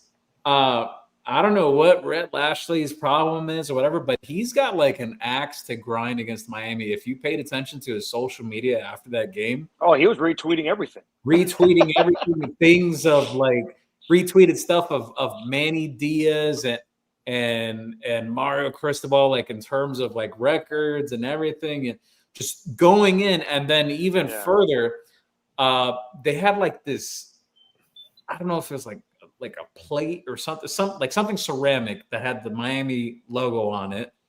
And they had Romello Brinson, a former Miami receiver, smash it with a hammer. But before he smashed it, Rhett Lashley goes, yeah, we've had 8 guys come through this program that were over there, and they've had nothing to say but great things since they've come in here, and things have turned around for them and this and that, like really driving home that factor. And then he tells Romello Brinson, all right, now smash it or whatever. And, the locker room goes crazy. Oh, I hadn't seen that. And then you got Ryan Rigoni. Oh, yeah. TV former walk-on linebacker for Miami, posting photos with Tyler Van Dyke smoking a cigar. Like, Tyler Van Dyke didn't have anything to do with that. If you didn't know anything, you would think he's a starting quarterback. Yeah, that's funny. But you know what? I just think Rhett Lashley is trying to get more guys to cross over. Even Mario's guy says, come to SMU. We treat you differently. He's doing right now. They beat Miami. He was very good PR for Miami in the play. Miami should be in the playoffs last year. He was saying all that. ACC. I just think he's saying, hey, he's trying to take advantage. He knows the talent's all here, and you might as well try to get these guys. Yeah. It's pretty but that is I'll tell you what, I don't know what happened along the way, but all of a sudden it seems like he has like a real axe to grind with Miami. He wanted the job. He got the job instead of Mario, probably. Yeah. Listen, I'd love to see that go with all the money we've spent. Let's see, Real Ruiz, that's what we got there. Nope, second. Juan Manuel. Okay, Real Ruiz, and I like to say this line. I think I did say it actually on social media. Mary needs a come to Jesus moment and realize he is a CEO. He's trying to say there, I guess, a CEO and not the game manager. He's the guy that just oversees everything. And there's something to be said about a CEO. I did hear that when Alonso went there, they're talking about, some people mentioned him. I don't think he'll be at the GM for the Dolphins, but heard Alonso, Mario wanted, but he didn't get any opportunities. His word meant nothing here. That's why he moved on. Is that correct, Gio? It is. Okay, so all right, so that is true. Hey, Gio and Brett, I'm going to put you on a spot with this question. How the JoJo Trader situation was handled? JoJo looks like he was suspended. Why punish him and the team? No or target? Okay, that was before he was suspended, but he played. Yeah, so, well, that is a gripe that I had. It was clear that the kid had a hot hand in that SMU game, and was there any concentrated effort to get him involved in the second half? No, there wasn't. They even gave him a screenplay that was dead pre-snap. This has been formulated in film reviews even after that. The play was dead pre-snap. They didn't even try to check out of it or anything. They just ran the play. They said, all right, you just run the play. Run the play even though you don't have the numbers pre-snap. It's just mind-boggling that. And then the other thing, I mean, in terms of the kid himself, the defensive back tackled him on the very last offensive play for Miami in overtime. I mentioned it, and then even Dawson, I think it was Dawson who shared it this afternoon. He said, yeah, that ball was probably going to go to JoJo Trader before. I mean, Dawson didn't say it outright because he'd be calling out the ACC officials, but he basically said, yeah, until JoJo Trader wasn't available on the play. And what he meant by that was the SMU DB basically tackled him. It was a pass interference. Like, SMU fans have even tried arguing this, saying, oh, no, it wasn't a pass interference. He ran into him, this and that. No, you look at how even the defensive back's stance was formed. It was like he was bracing to grab him, basically. He wasn't cutting back or sitting back in coverage or trying to shadow him. He was basically bracing to pull him back with him. That's what happened. That was in the overtime? Yeah, it was the very last That was the interception. That was the interception that if you watch it, the receiver behind Malachi, I would say about 6 or 7 yards back behind him, that pass was actually supposed to go to JoJo Trader. The defensive back, pass interference. It is a pass interference by the rule, too. And the money that must be, I mean, especially with gambling now, how they not. I mean, there was the call at the end when the guy grabbed his arm. They threw the flag. He grabbed the receiver's arm. We would have won the game basically right there, because we would have got another first down. He grabbed his arm. They threw the flag. It was going to be offsetting penalties, actually. But then they said, no, we picked it up. There's no pass interference. How do you say there's pass interference? The guy grabs his arm and pulls him. And then they say, no, we pick it up. We didn't see it. I mean, it's like, I know Mario has sent his request to the ACC to review it, and they haven't got back to him in a couple of days. So, I mean, but as Jimmy Johnson said, you just can't let penalties. Leave it in the refs' hands. You can't leave it in their hands. Yes, you can't leave it in the refs' hand. Yeah, okay. Mario's stubborn. Won't get. If you want to read, you can. But Mario's stubborn. He won't get out of his own way. Yes, Gio, Kane, we know that. 1 milligram of epinephrine. Doesn't matter if JoJo murdered a school bus full of orphans. He should have sat half the seat. He shouldn't have had something. Well, that was excessive. No, but I agree with him. I agree with him. Is that a Mario call? I don't want to go into it. Okay. It's not a Mario call. The last time I actually did go into it, I ended up getting a call. As it is, we're all going to be punished on this after this interview. Mando especially. Ralph, sorry, Brett. It looks like we're losing NC State and Pitt because I don't think Mario is capable of changing his philosophy. I hope you're wrong, Ralph. You're probably right. I don't think we'll lose those games, but at this point in time, Mario doesn't change, and he does the same exact thing. As Gio said earlier, and I tweeted it also, what's the definition of insanity? I mean, doing the same thing over and over and over and over again, expecting a different result. Real Ruiz, even Saban with rosters that will never be seen again, had to evolve. Great point. You mentioned that, Gio, and he did. He had the most talent in the world, but he said, okay, you know what? He lost to Clemson, and he had to get better. 1 milligram of epinephrine. This ain't a top 20 team. Juan Manuel, I have a problem with Mario and the coaching staff. Really? Playing favorites. Is it true they are trying to save money by not playing players? I wouldn't say that entirely, because at the end of the day, there's a counter argument to that. So the more Malachi Tony plays and the more he performs like he has, you're going to have to naturally pay him more money going into next season. So that's a catch-22. It could go either way. I don't believe in that. Alabama, Ohio State would love to have him. They'd kill for him. Anyone would love to have him. He's tremendous talent. Exactly. Gio Kane, let Beck air it out. We don't have anything to lose. Let's go hurry up ourselves. I don't think he's good for this offense, but let's just see what happens. All righty. Interesting there. LTO official, I think Mario and Mirabal are interfering with Dawson and what he wants to do. That's my point as well. Kim Sanchez, hi, Brett. Good luck this week. Thank you, Kim. I need to come in for another one of those fine haircuts, Kim. My best. 1 milligram. Okay, Joe. You see what started? False rumors, I tell you. Exactly. I was like, wow, Joe. No, it was of orphans. It wasn't even. Let's see, 1 milligram. They hide players from transfer market, of course. 1 milligram. The bus was okay. All right. Rest in peace to the orphans, though. This show took a sharp left turn. Exactly. Bagging up 4. Even Saban realized passing the football should be a priority. You pass to win and run the clock out deep in the fourth. Run the clock out deep in the fourth quarter. The simple pass and run concepts are too predictable. Ralph, what a relief. I'm upset all week. Chirp, we're all upset all week. Yes, it was a touch and go for a while, but it was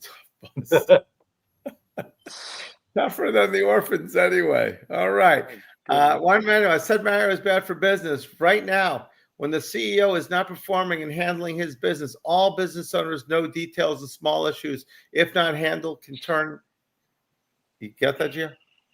Yeah, if not handled, it could turn to big problems. Okay, there we go. Bagging up before we've been in this place before, I see 2 more losses. Nobody seems to think we got a chance of winning all 4 games. I mean, I know I'm a homer, and I know I get upset, and I know Mario can't coach. Can't make a game time decision, but I still got. I mean, we should be favored in all 4. I believe. I mean, we definitely. I don't know where Pitt's ranked now. Is Pitt going to be ranked, or are they ranked? Or? How many? They could potentially be ranked by the time. So conceivably, we should be favored in all 4. If we go into a game underdogs, I think is our. I wish we were underdogs in all 4. To be honest, then we take it seriously. It seems. I agree. 2 more losses, maybe 3. Do I hear 3? I wouldn't. No. 4. Who's got 4? We're doing an auction right now. How many losses the Canes are going to have? Proud Cat Dad, why didn't JoJo getting burned in the second half? No, he did play in the second half. There was just no concentrated effort to get him involved. I look back at it like this. The 2023 season, there was a game where Jacoby George had like 120 yards in the first half against North Carolina. You know what happened in the second half? They didn't even throw his way. Wow. So, example, JoJo Trader, he obviously had a hot hand in the SMU game. Yes, he had that bobble, but there's this saying that many great coaches say, you owe me another play, son. Like, make up for it. Like, make a big play to make up for it. Great point. And great players do that, but they can't do that without the opportunity. I'm not saying reward constant mistakes, but you're talking about a guy that is now getting his actual real burn this season, makes about 4 splash plays, scores a touchdown on a contested ball, and the athletic ability to even end up in the end zone still was impressive in itself. Mind you, the 2 times this guy has actually played, like when they've actually targeted him, the bowl game against Iowa State, a ranked Iowa State, a really good Iowa State team, JoJo Trader did well in that game. He got in the end zone. He played SMU, like his first real game actually playing and starting this year. He scored again. I think it matters. Guys who get in the end zone, it matters. The game is about scoring points. Exactly. He's going to be a factor going forward, especially with Daniel If he Jones. gets the There's ball. no question about it. I mean, people score touchdowns. Xavier Strepo scored touchdowns. What's his name? Scored touchdowns and always got open.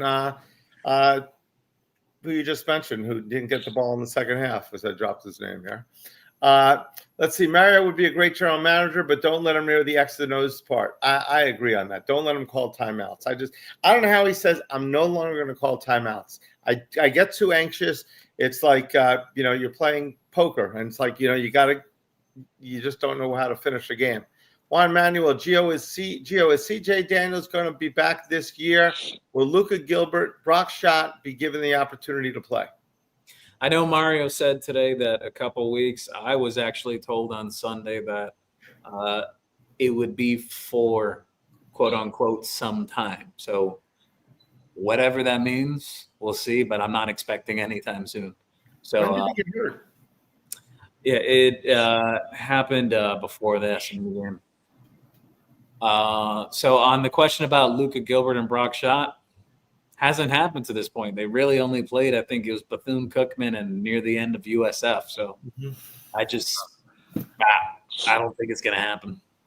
Yeah, so it doesn't make sense. It just doesn't seem like enough guys are getting chances. Yeah, bagging up for said, there is no mind about it. He isn't it and simply can't coach. No more XO linemen as head coach. XOCs. That's what most of the top 10 have. We need a schemer, not a blockhead that can only recruit. Gio Kane said, I see 2 more losses. Also, Daniel Castillo asked a really good question here. He said, if we win less than 10, is Mario getting fired? No. Mario will not get fired if they win less than 10. The only realm of possibility that Mario would be let go this season is if Miami lost all 4 of these remaining regular season games. It would be a total collapse. 1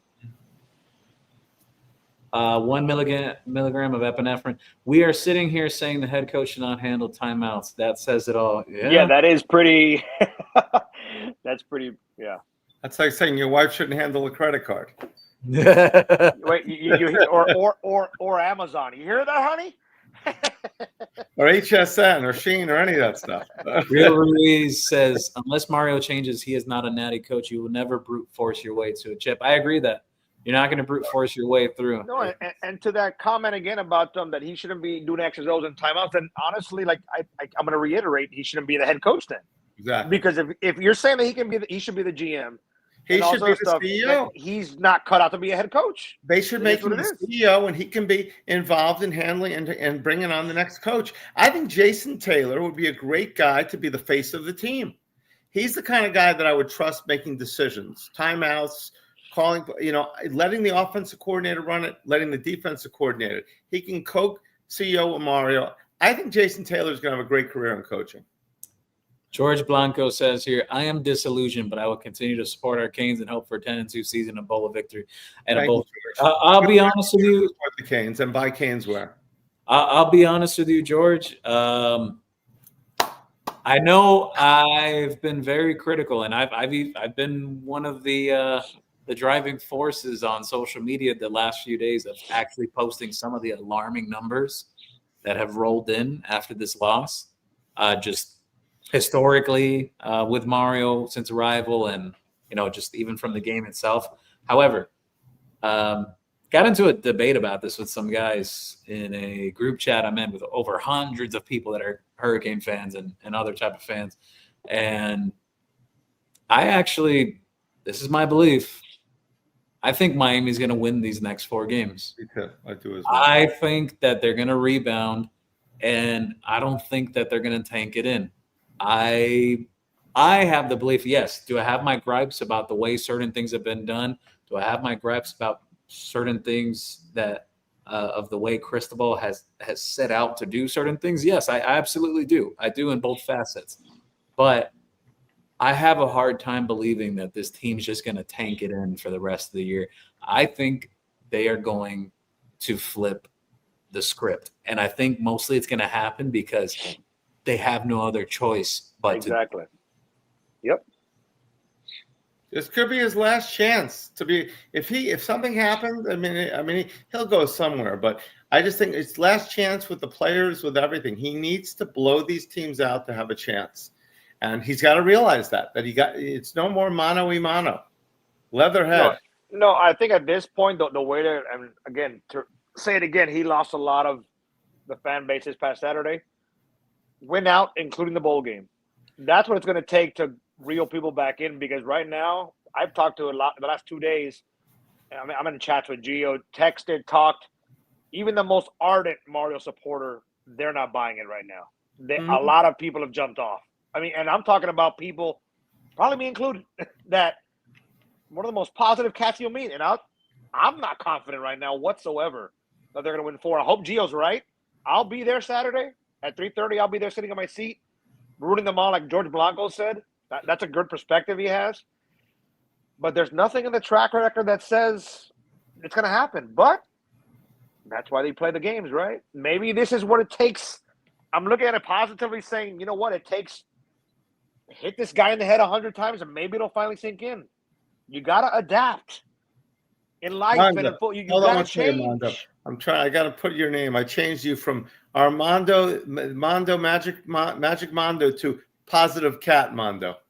I'm a positive cat. Okay, you're the new positive cat, baby. Hey, I mean, nobody thinks they can go into Pitt, and everybody keeps mentioning Pitt like they're like the Chiefs and the Eagles. I get it, but I'm more worried about NC State. They can score. So, but it's a home game, and we tend to, even though we lost to Louisville, I get it. But would it shock me to win all 4? No.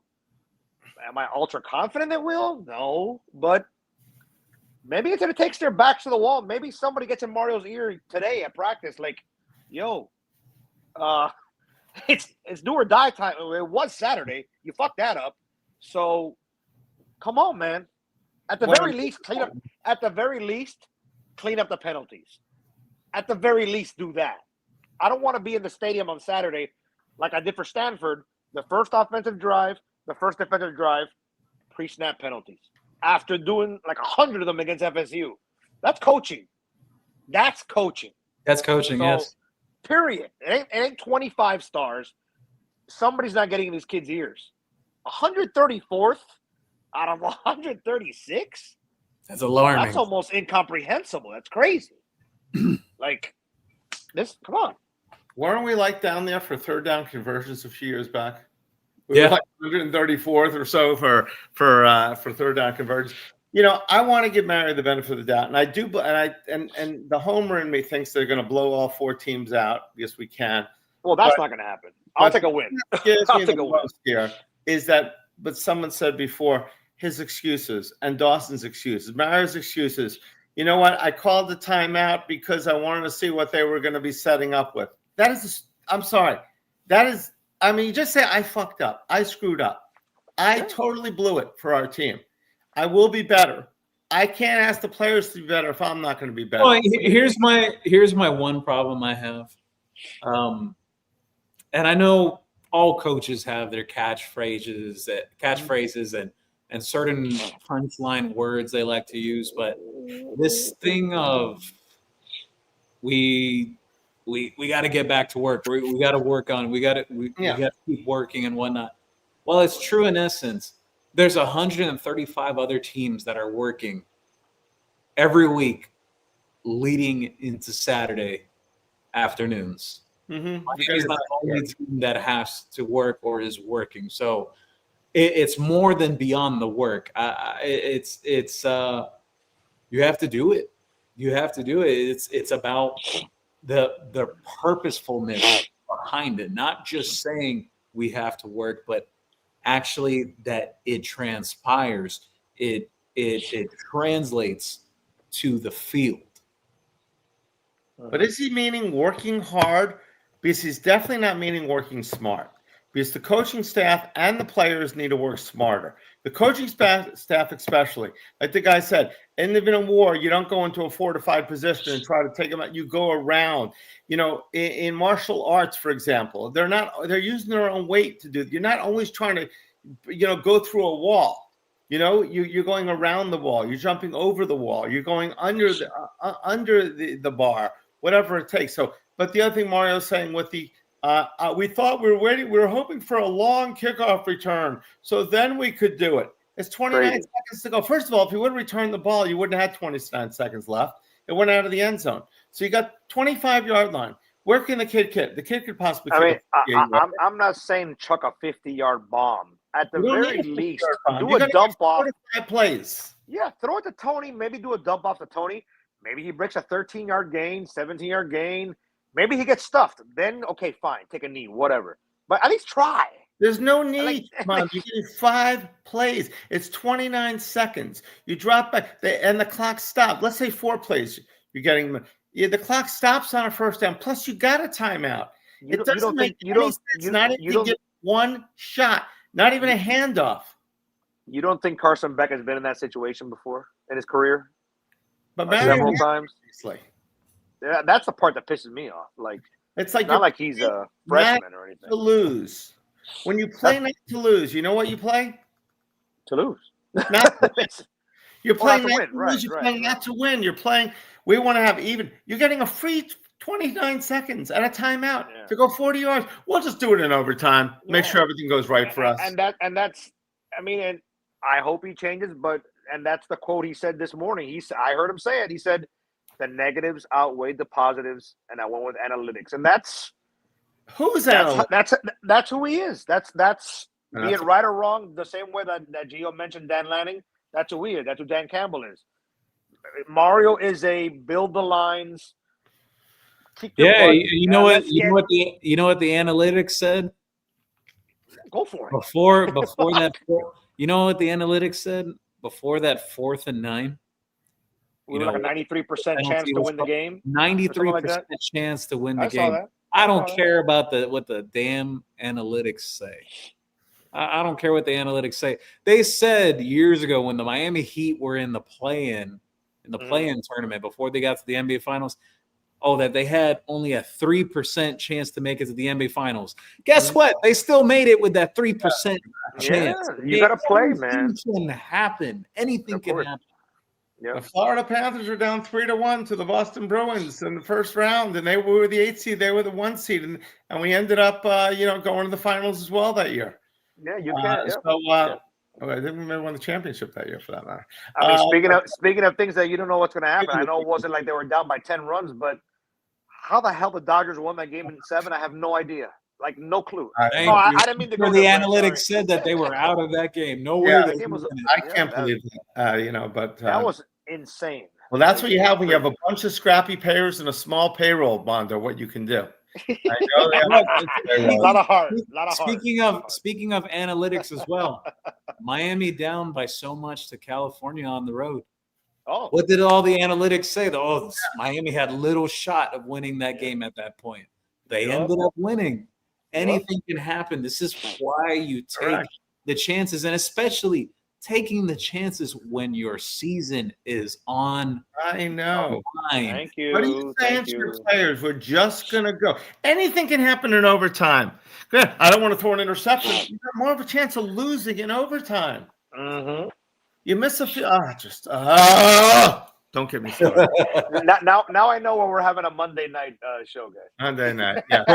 Third 305. Mario wants to play keep away, hold the ball all game, waste time. Yep. I don't agree with that in philosophy entirely. I think there's times for that late in a game, not when you're up by a touchdown or 2 touchdowns in the second quarter. That's not the time. It's almost like somebody before the game made a bet with him, like, I bet you can't have the ball time of possession 35 minutes.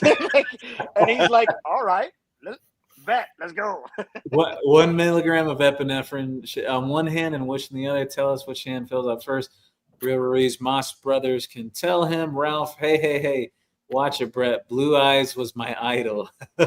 Gio Kane, at 50 seconds left before halftime in the Cowboys game tonight, I saw an awesome play ran by Arizona 3rd and 1. Please look at it. Yes. I saw it. Bagging up said, caveman trying to make fire. Yep. 1 milligram of epinephrine. FIU, our QB was literally high. Yes, he was. Yes. Daryl said, Gio, please keep it real. I'm tired of the song and dance. JoJo can't be guarded, drops one pass and doesn't get another target after being blackballed 5 games. Is winning the number one priority or ego? Yeah, no, Daryl, you got a point. That is a great. I've been on record saying multiple times, like, yeah, there's other factors that have played into the JoJo situation, but I've been consistent with it that it's not a talent thing. Mm-hmm. And number 2, I've said consistently that he can help this team. Ego is the key word there. Ego is the key word there. That's a great point. Bagging up said, quick screen you. Yeah. Ralph, Dawson is just okay, but he is being held back. I think it's a little bit of both because you got to look back to Dawson's previous stops, and there was complaints about some of these things with the run game.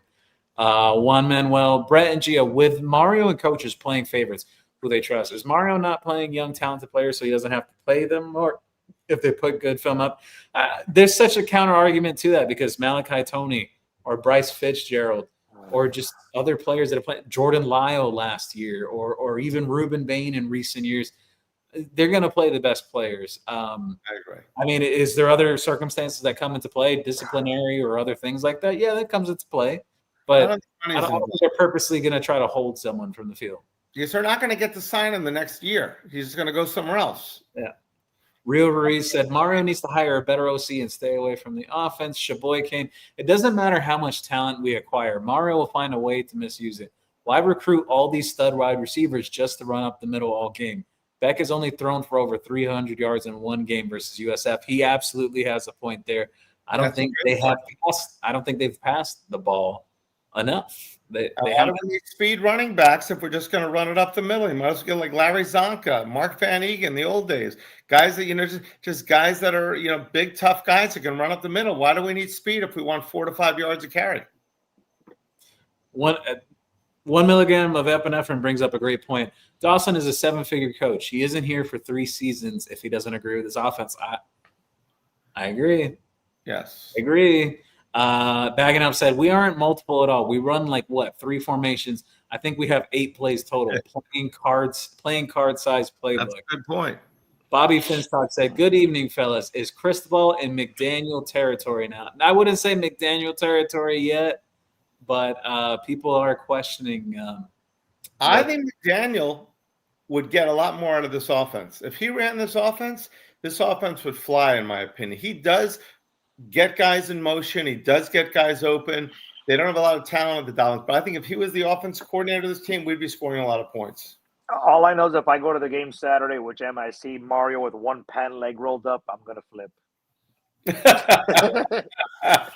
Lorraine shares here a great point because Miami is the top team in the ACC in terms of pass protection. This is very true.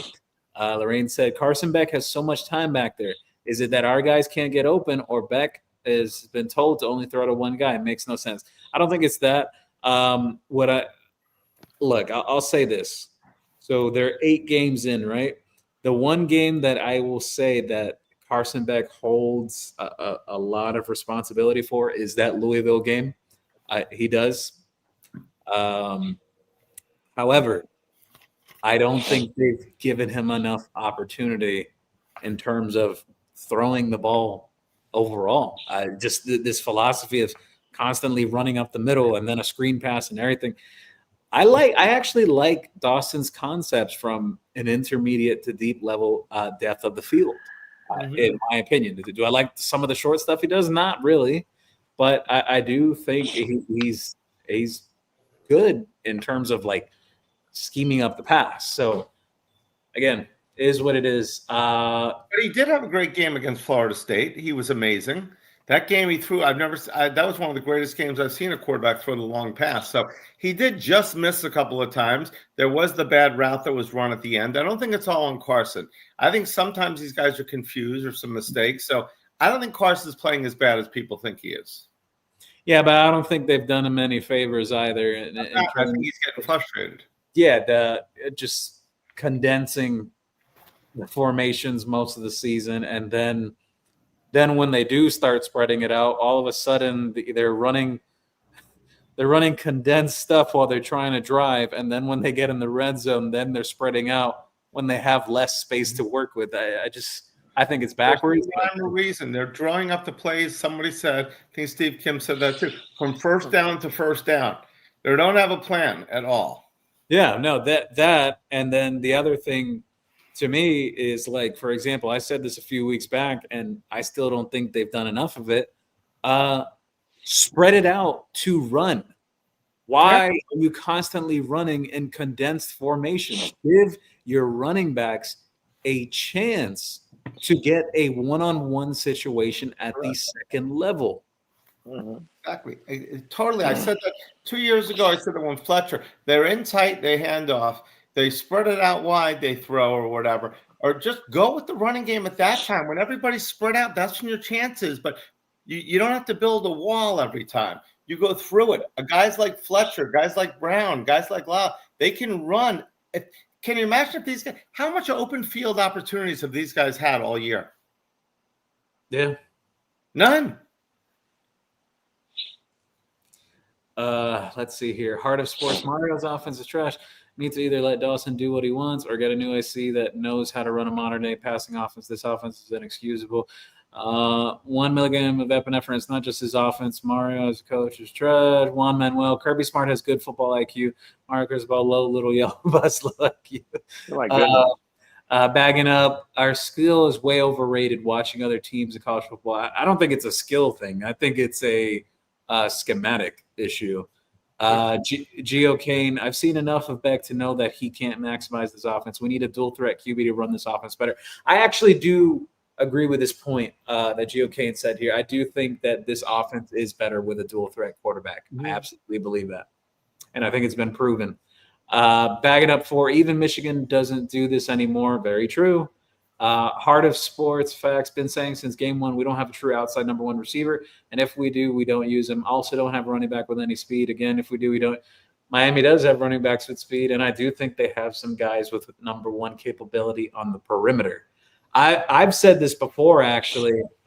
I have no issue with how much Malachi Toney's involved, but I think it's a detriment when he's really the only guy that you're trying to scheme up for. This is one of the caveats of issues that I have with Dawson's offense, that I don't think you're getting the ball out to the perimeter enough. I really don't think so. And even Nick Saban said it himself last Saturday. Rose said here, facts, Gio, Mario is the problem. Juan Manuel, Mario has WWE tough guy. Mario follows Shiano much more than Nick Saban. Look at Shiano's mindset and record. Good point. Very possible. Ralph said, guess what? Present ACC head coach has the best winning record in the ACC. Jeff Brom. Guess who has one of the worst? It's Mario, yeah. LTO official. Been saying this. Mario doesn't need to be the smartest guy in the room. Be the CEO and get out of the way. Did he not learn from Saban? Rock fight games versus every ACC opponent. I was a lifelong Dolphins fan. I sat in a box with Eddie Jones' kids, who I played ball with in high school. After that, I had season tickets for 20 years. Now I don't even bother to watch the games on TV. Wow. Apathy to zero interest. I'm getting there with the Canes. Mm-hmm. No. Yeah, but that comment about, again, we'll go back to that again about, I don't know, I didn't see who it was, about that Saban was a CEO and get out of the way. I remember Saban vividly on the sideline. I promise you, he wasn't out of the way. He's fully engaged. But he's fully engaged. Players, he'd scream at the refs. 100% correct. No, and I'm sure he made a ton of calls and clock management. He's not out of the way. Trust me. I don't think he was, I know he wasn't out of the way, but I think it's he didn't micromanage his employees. That's what I think Mario does. I think he micromanages. I don't know that for sure, but I think Dawson's game, I think Heatherman is calling the game he wants now, we believe. Okay. And Heatherman is doing a great job. But I think Mario is a micromanager from everybody I hear. But you know what? You got to understand. Everyone's got to know what their limits are. No, I would say that, yeah, I wouldn't think that Mario's going to get involved so much with the defense. But being that he was a former offensive lineman, yes, and all that, I fully do believe that. My opinion that, yeah, he's definitely his input is on that offense for sure. Of course. Mm-hmm. Five ranks. There are only 4 teams more talented than Miami this year. Alabama, Georgia, Ohio State, and Texas A&M this season. in-game coaching has to improve. I think we're a top 5 talented team as well. I totally agree with you there. Bagging up 4. We also have a note on this roster. The team lacks speed, explosiveness, playmaking outside of Tony. If that is the case, then that speaks volumes into what we're doing coaching. Because if you're telling me we're a top 5 talent, we're now like number 18, that's a problem. We're number 7. Well, it is. That's why I call Miami an enigma. Yes, this year we're 7th. Everyone either has 0 losses. Now, I think we were talking about, Gio was mentioning about getting the outside, and I'm all for getting the outside guys involved, but your best football player is Tony, and he's going to keep winning the matchups. I'm not saying to go away from Tony at all. Don't go away from him at all. But I agree with Gio what he's saying. What I am saying is make plays to the other targets. Make plays. I'm for that, but I will say, at minimum, Tony's getting 10 to 12 targets a game going every week. That's not going to stop. So, but the chances are going to be very minimal on the outside. Yeah, but here's the problem that's coming into play.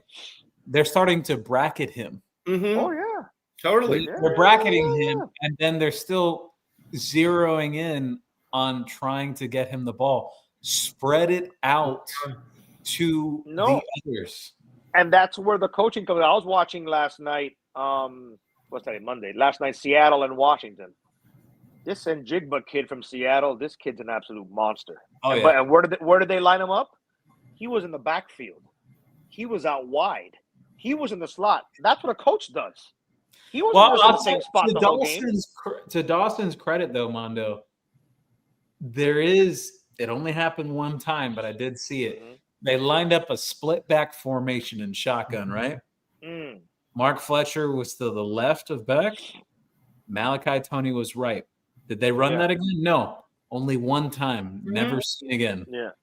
And, throwing the wheel routes. I think we had one time Fletcher went long. Let our wide receivers go out for passes. The only time they're out is a little tiny touch screen to them, if it is that. They're swinging out to the wide receivers to get them outside. I mean, throw the ball to them in the flat. We did the screen. I don't know if it was against Florida State or who that he almost went the distance. Was that Brown or Fletcher? But he outran the blockers. I think it was. Do some things that are creative, not just bubble screen, handoff up the middle, or look for Malachi. Shaboy Kane here shared. Another issue is Mario doesn't surround himself with elite people. Saban brought in former head coaches, analysts, UGA, same thing with Muschamp, etc. Mario does none of that. It's always some lame we never heard of. Hassan said here, maybe Beck can't run the offense that Dawson wants. That's why they change it and play what works for Beck. I don't think it's that. Obviously, did it against you. Heart of Sports shared here. I like this one. This is very important. 100% facts. We are in the 120s out of 137 teams in explosive plays with all the weapons and speed on this team. That's pathetic. He's absolutely right. You need to have – last year we had so many breaking plays. Even when Al Golden was here, you remember we'd score like on one shot, Stephen Morris, long with some – it would be – there is no explosion to it. We had it last year with Cam, but our running backs are not going the distance. Last year, how many times did our running backs break tackles? What's his name? Who was the running back last year? Martinez? Damian Martinez. Yes. Martinez broke several of them. He got called back for some of them. But you know what? These guys run through the hole. We're not going through the hole now for some reason and getting into the secondary. I don't know why. Yep. We got to worry about Cam Ward passing with secondary. That's why we ran for 2,000 yards last year? Yes. Juan Manuel shared here. Mario's philosophy is Schiano's. Mario is closer to and emulates Schiano, not Saban. What is Schiano's record? Yeah. Real Ruiz. Tony is electric. JoJo is explosive. So is Moore, but they don't play them. Exactly. That's going to change really quickly here. Juan Manuel, will the team take on Mario's breast? Heart of Sports. If we had Rhett Lashley coaching this team, we would be 8-0 right now. I think one thing people forget about Lashley, though, there was a lot of complaints about this when he was the offensive coordinator at Miami. It was a lot of inside zone and dives majority of the games with the play calling. He is a a criminal of that himself. Bagging Up said, Mario behaves like some type of persona from a wrestling script. I'm telling you guys, I have heard through the grapevine that he's very much a wrestling fan. Oh, boy. Daryl said, Jimmy said, if you want us to stop scoring, then don't let us into the end zone. Run it up till the heart stops. We are Miami. He is taking the Miami out of Miami. I agree with this. Miami is not a talent issue. I know some people are saying, oh, this or that, or whatever. No. It's not a talent issue. This is the coaching issue. Correct. 1 milligram of epinephrine. Juan Manuel, even Shiano beat Mario. That's very true. Terp 305. What if you don't trust the QB? Then play Malachi at Wildcat. I've mentioned this before. That's a wrinkle that Miami could absolutely use, especially in red zone. Throw it in there. Why not? They did it on a 2-point conversion only. We just got to the 7-yard line. Malachi, you got us to the 7-yard line punt return. You deserve the chance to run. Yeah, this guy threw it back to 1945 football. Ro agrees with me. I called it leather helmet football. Leatherman. I used to have a guy named Leatherman I coached. Daryl shared here. We paid $4 million. He got to be given the keys like Cam. It will burn or not, but we can't do this. Yep.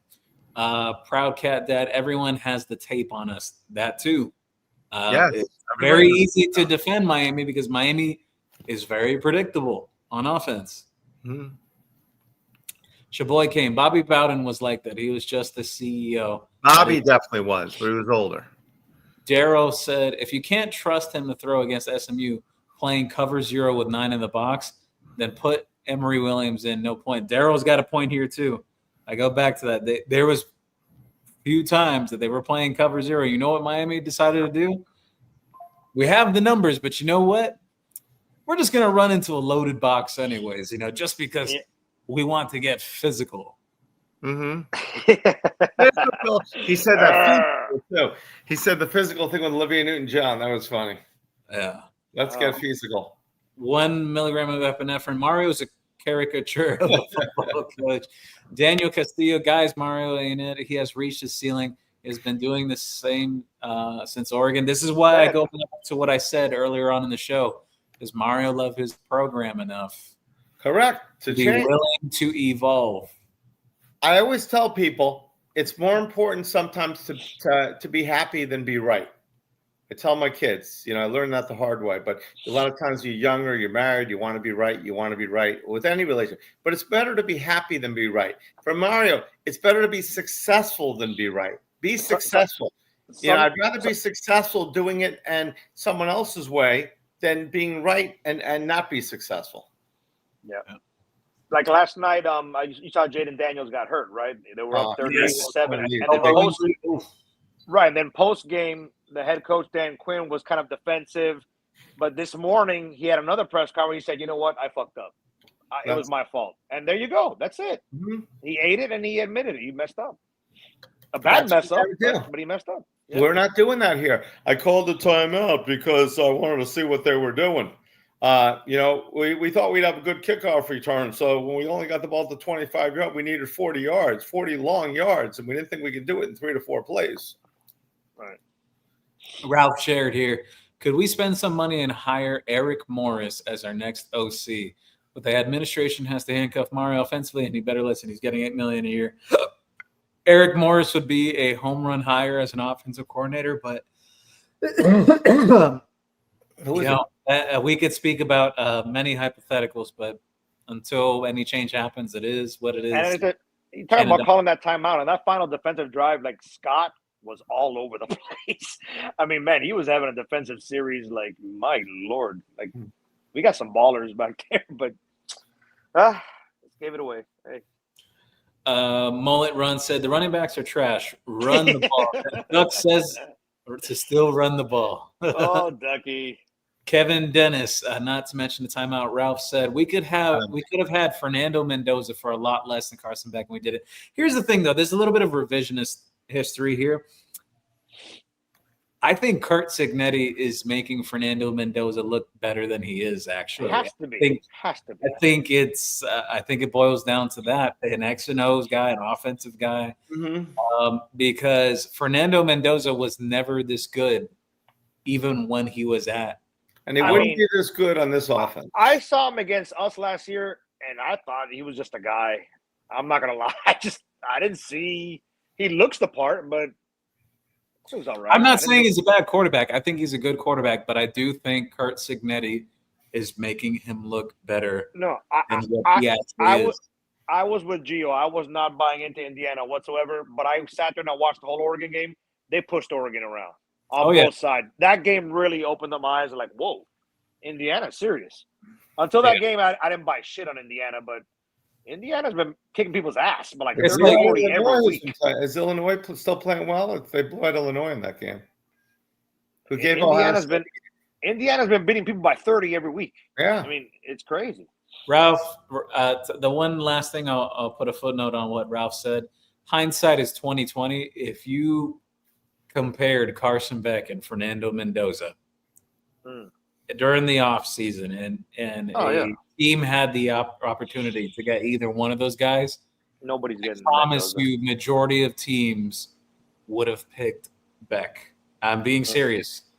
You put up the track records and everything that has been on the tape. Yeah. So, hindsight's always 2020, but I think just Mendoza went to a really good situation and he's got a great offensive mind with him that's working with him this year. Honestly, if Beck was there, he'd be doing great. It wouldn't surprise me. No, definitely not. James Welford said, run the ball, run out the clock. If you are behind, you throw the ball to catch up and take the lead. Gio Kane said, don't do that, Gio. We're not going to no playoffs. Don't get nobody's hopes up. I'm just being honest. I did the math, and I went through all the remaining schedule and everything. There is a path. But again, like I said earlier, the question remains, can they actually win all of the next 4 games? I think they can. I don't think they're just going to tank it in and mail it and say, let's grab our ball and go home. I don't think they're going to take that mentality, but again, we will see. Brett says they have to blow every team out. So Mara's got to go in there with a different hindsight. Just blow them out. Daryl shared here. Insider said Mendoza didn't want to come here. He was going to Indiana to play with his brother regardless. Here's the thing that is lost in translation there. Miami was actually looking at Alberto, Fernando's brother, as a potential walk-on quarterback. This is the thing that's not being discussed. Really? So, that was potentially in play over a year ago. And then the other thing with Mendoza, there was contact between both sides, between Miami and him, but Miami had their eyes set elsewhere with 2 different guys. They worked on Mateer and they worked on Beck at the end of the day. They never had actually made Mendoza the priority. And I'm going to be honest, for the people that say, this would be different with Mendoza or whatever, I absolutely do not think for a second this would be different with this team this year with Fernando Mendoza. I absolutely do not think so. I do not think it would have changed anything about this offense. I don't. Actually, it would probably be, in my opinion, it'd be more conservative because he doesn't have the pedigree. He never had the pedigree of a quarterback that Beck had. So, I think it'd be even more conservative. Raf Lopez said, goal is to score as many points. You establish run in second half after big lead. Bill Walsh philosophy. Yeah. Absolutely agree, Raf. And my good friend Steve Kim always says the same. I always talk with Steve just about the schematics and everything in general about football, and especially the Hurricanes. And absolutely agree with that. I don't understand what they're doing. They're doing it backwards. No one else does this in the country. Daniel Castillo, what Mario is trying to do, which is offsetting everything with talent, is undoable in today's college football with transfer portal and NIL. Absolutely, Daniel, because the talent is more spread out. Teams do not have the same amount of depth as they did pre-transfer portal era. One man said, can you explain having 25 seconds, one timeout? It was 29 seconds. Up 10-7 went Oh no, he's talking about the first half. Up 10-7. Why not take a few shots to get a pass, interceptions, try a field goal? Was he? He's talking about that first half, right? Yeah, we let the clock run out then too. Yeah. Juan Manuel Gio, how is the health of the team? Not again. Injury bug has finally bit them. They've stayed relatively healthy through most of the year. Now you have CJ Daniels and OJ Frederic out for some time. Luckily for Miami, they still have JoJo Trader and Joshua Moore, and Keelan Marion appears to start stepping up now. I don't want to single out a player, but I don't think Miami's gotten the return of investment on Keelan Marion yet. I'm being very honest. He was tabbed as a tremendous kick returner. Not one of his returns have gone beyond the 40 this entire season. I don't think the ROI has been there. He hasn't gotten in the end zone yet. He made some plays in the SMU game, but outside of that, when else has he made an impact? The USF game, and that's about it.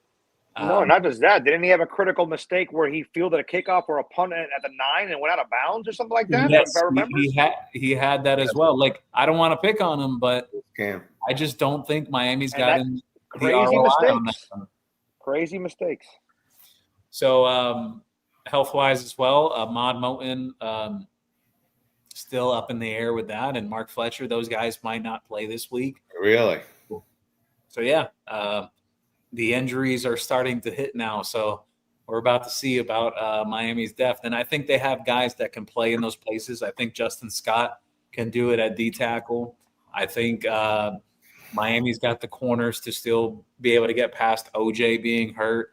I think JoJo Trader is going to fill in just fine for CJ Daniels. Actually, I absolutely believe that one. So, yeah. I'm curious to see how this. I know we're talking a lot about Mario, but I want to see how these kids react, because now in their head, they got to be talking like, we're pretty much out unless a miracle happens. I want to see if they're going to lose focus, and we'll see. I don't think they believe. I don't think the young guys necessarily will, because I know young guys are chomping at the bit to get on the field and make some type of stamp. So well, maybe the guys that are, I should say, maybe the more veteran guys that maybe are looking towards the pros now, do they mail it in and think, you know what, I'm not going to get hurt now? I'm curious to see how it turns out. We'll see what happens. Yeah. James Welford, running the ball, runs the clock, shortens the game, gives inferior opponent a chance to beat you. Absolutely. Correct. Hassan said, listen, guys, Mario is the guy. He's not going anywhere. Not too long ago, we were begging for Mario, and now you want to get rid of him. If Mario gets fired, it will set Miami back 10 years. I don't believe that. Yeah. The reason why I don't believe that is this is the NIL era now. I'm going to be honest. I think recruiting prowess is overrated in this era. You could tell a kid, hey, we're going to pay you 7 figures or whatever. If you're an attractive program and you're playing decent enough football, they're very much going to consider you. At the end of the day, I don't care what head coach you are or not. Obviously, relationships will still matter, but I think just this term of super recruiters and dynamite recruiting coordinators and everything, I think that's overrated. I don't think it's overrated in the aspect of evaluation, like finding a guy before he blows up. I think that's very important, but this thing of that you're an ace recruiter, I don't think it matters anymore in this era. So the thing of Miami going back, if it didn't work out or whatever, no, I actually think, look, I'm just speaking in hypotheticals. I don't want Miami to not have Mario succeed, because guess what? Then you're back at square one and you have to hire someone else and you have to figure out who could be the guy. If it doesn't work out with Mario, do I think he could set up a next guy? But hypothetically, yeah, I think he will have the ceiling raised so high for the next guy that if you make the right hire, he could elevate it even more and get you to where you want to be. But that's I still think that's way too far out right now to say or tell. There's still too much to happen to truly be discussing that right now. Left. Look at Larry Coker. Larry Coker came in with all that talent Butch Davis had, and they won. Dennis Erickson won with Jimmy Johnson's players. Yeah. Yeah. Hassan said here, Brett, if not Mario, who do you want? If Mario is gone, it will set Miami back 10 years. Then if he gets a new coach and he loses, you would want him to be fired. Everyone needs to relax. No, I don't think I don't want Mario to be. I said at that time, being upset, I want Mario to be fired. I don't want Mario to be fired. I want Mario to broaden his role or shrink his role and not be the guy. He cannot be a guy that makes decisions on when to call a timeout on offense or defense. He does not know how to do it. I said at the beginning of the season and last season on multiple shows, including this one. If it's fourth down, Mario's running. He doesn't know how to call a timeout. He doesn't know how to punt. He doesn't know to go for it. He doesn't know when to go for it. He doesn't know when to punt. He doesn't make those decisions. He's too conservative in this day and age, and he doesn't obviously know, but he has to get better.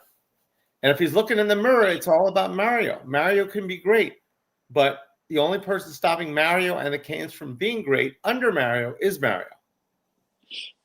Got that, Mando? He's been ahead. It's not like he's a new head coach. And I think I was scrolling through the comments. Somebody asked, "Can a tiger change his stripes?" I just think that's who he is. Correct.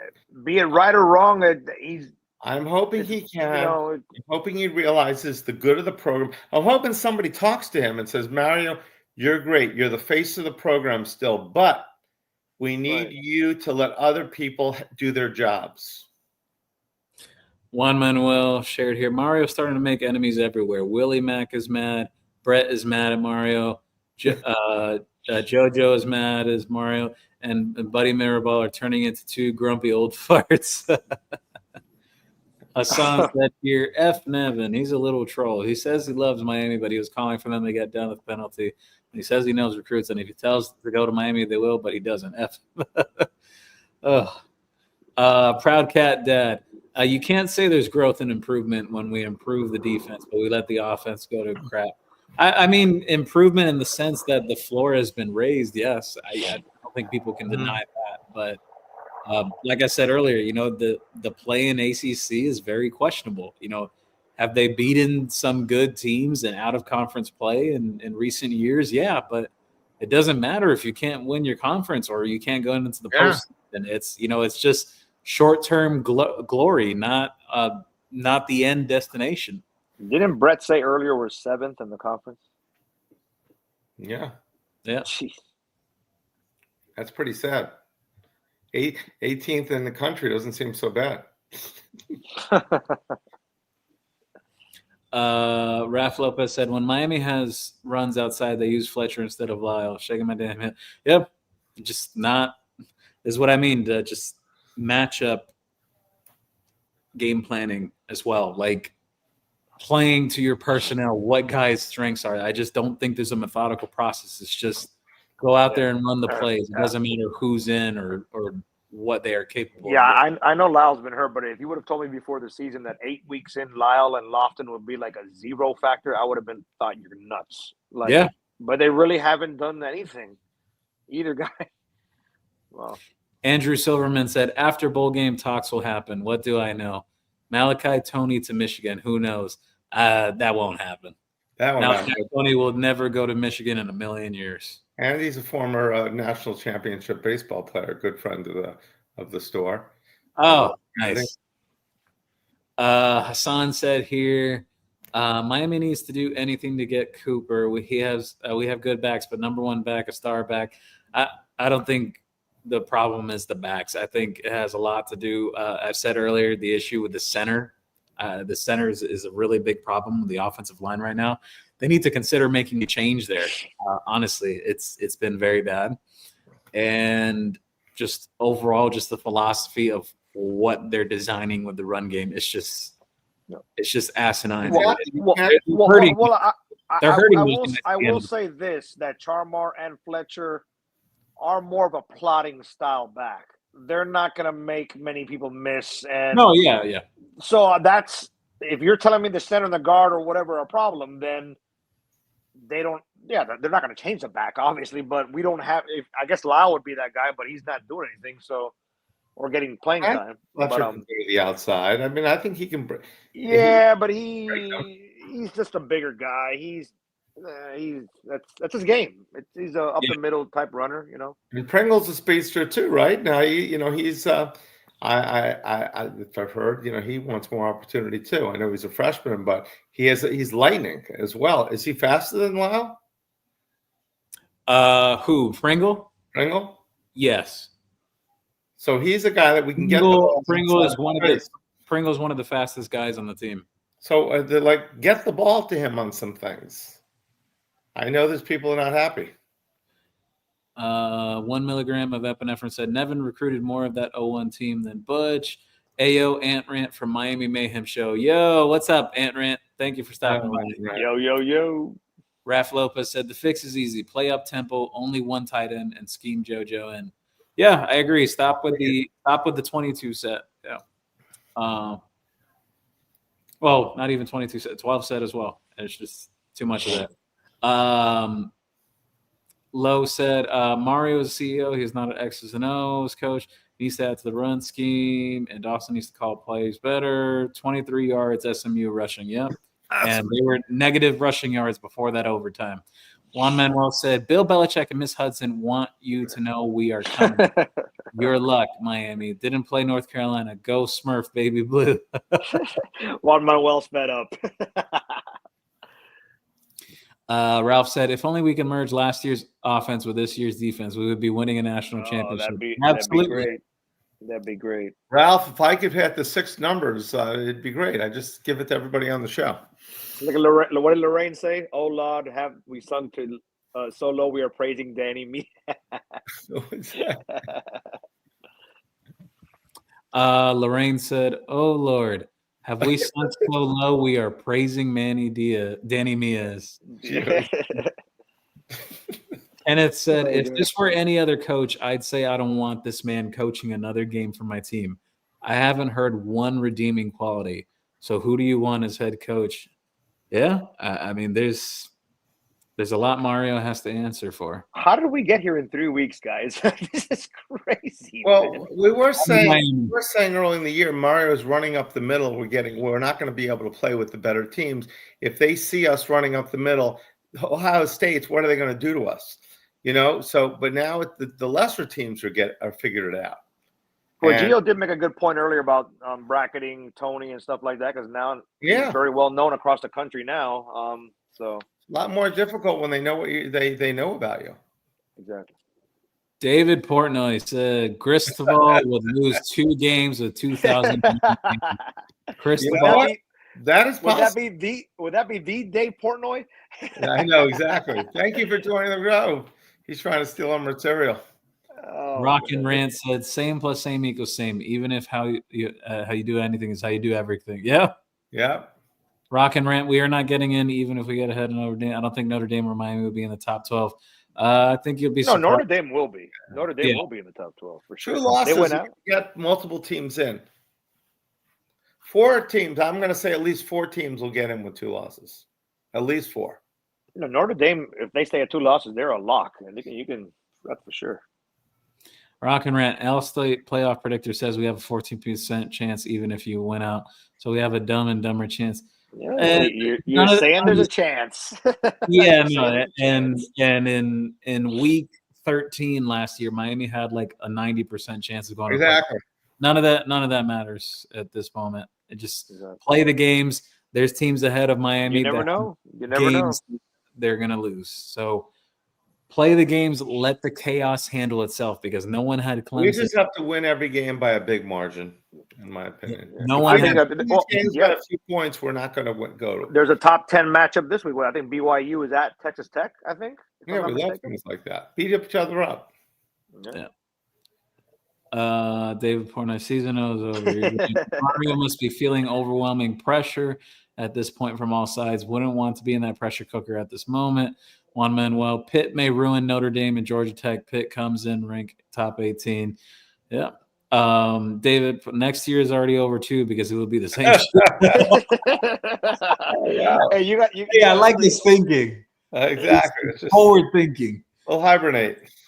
JoJo would be getting 10 plus targets if I was the OC every game. I heard Gio is next in line. Gio Kane. Texas will beat Georgia. Pitt may beat both Notre Dame and Georgia Tech. Yeah, we've got to see. We got to see what happens. 3rd and short and 4th and short. We should have been using play action on defense. Exactly. Has 8 or 9 in the box with 3 yards. We should definitely do it. We did play action so well earlier in the season against Florida State, and they went away from it. I want to see where Vanderbilt's in the rankings tomorrow. They lost to Texas. They should be maybe right just ahead of us, barely, I guess. Well, they're SEC, so they automatically get 5 extra points for that. Juan Manuel said here, Lofton is not healthy. But here's my thing about the Lofton thing. Even if he is not healthy, I know it was a shoulder issue early on in fall camp. Even if he's not healthy, why are you forcing it out there? Everyone at this point at this point in the season is dealing with something. Exactly. Throw the ball downfield to him. They're not looking. They're looking for a couple of guys downfield. Mm-hmm. Hassan said here, hey, fellas, you guys say you want Mario to bring more assistant coaches like Saban. What about bringing Ed Orgeron and Loxley as assistant like Saban did? Mike Loxley has not been officially fired yet in Maryland. And as for Ed Orgeron, he spends a lot of time around the program. Actually, 2 of his sons are analysts on this coaching staff as it is. He spends a lot of time around the program. He's basically like I guess you would say like a coach or an advisor, just without the title, pretty much. We have great receivers and don't know how to use them. I agree. I think some of these guys they're not getting the ball enough, in my opinion. JoJo was consistently open and they didn't target him. Bad coaching. Get JoJo the damn ball. Him and Tony and more time to see the future. I agree. Go with the youth movement there. Now they have the youth opportunity without CJ in there. Yeah. Raymond Rodriguez said, penalties still killing us. Coaches got to stop coaching like we just need 28 points to win. And we should be as aggressive as last year. I agree. Mm-hmm. We should be going for 50 every game. So at least shooting for it. Mario beats the good teams because those out-of-conference opponents don't realize that Mario only runs 3 plays out of 5. Real, though. He doesn't play as tight in the early out-of-conference schedule. Yeah, it just – his points dwindle as the season goes on every year. It's maddening because they lose to worse teams later on, but then they play a team with actual pulse and they win. Like it's insane thinking. Yeah, because Notre Dame, they were the 3-point underdogs, I remember, and they Mando, I'll give you a great example. He beat Ohio State at Oregon. At Oregon, yeah. With Oregon at Ohio State. Missing 2 of his star players that were first-round draft picks. Mind you, 3 weeks later, he lost to a 3-9 Stanford team in overtime. It's like, how does that happen? Like, what is going on here? So there's a track record. Yeah, there you go. Yes. Calling timeouts, falling on the ball, all those things. There's a big track record. Yeah. Yeah, it's do or die at this point, guys. Florida boy 42. Maybe the offensive line is overhyped in run blocking. I do think so. Steve Kim said that in that article. They're good in pass protection, but they have issues in terms of the run game. David Portnoy, Oregon fans are laughing. Brett Herbert was 6th overall pick. I'm sure Herbert would say you're wrong. No, I agree. Herbert was 6th overall pick. But Herbert should have. First of all, I said the Dolphins should have picked him. I was all over X on that or Twitter at the time. But yeah, Herbert was. But he played very well in the Senior Bowl, and I think in the bowl game as well. That brought up his stock a lot. Hey guys, I got to be up at 4:30, so I'm going to check out. But let's hope for something different this Saturday. I'll be out there again. Let's just start. I don't care who we're playing against. Let's start playing better football, man. Should have done it a month ago, but now it's really if do or die wasn't Saturday, it's now. You got 4 games left.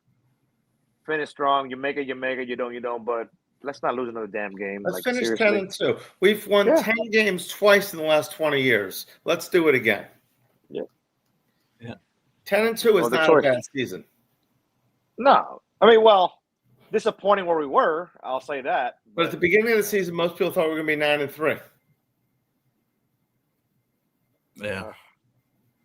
It just stinks to be in the top 3 consensus everywhere. Now we're talking about begging to be number 16 tomorrow in the first playoff round. It sucks. It's fucking crazy to me, but it is what it is. You can't change That's it. the problem, the high and the low. So Mando, Yes. you are as we said, you are a positive, happy-go-lucky guy Until Saturday. until Saturday. So I know this is really so. Your tweets that people follow you on Twitter. Where do they see you again? Is this the part where I mentioned the Lakers beat the Heat last night? There you go.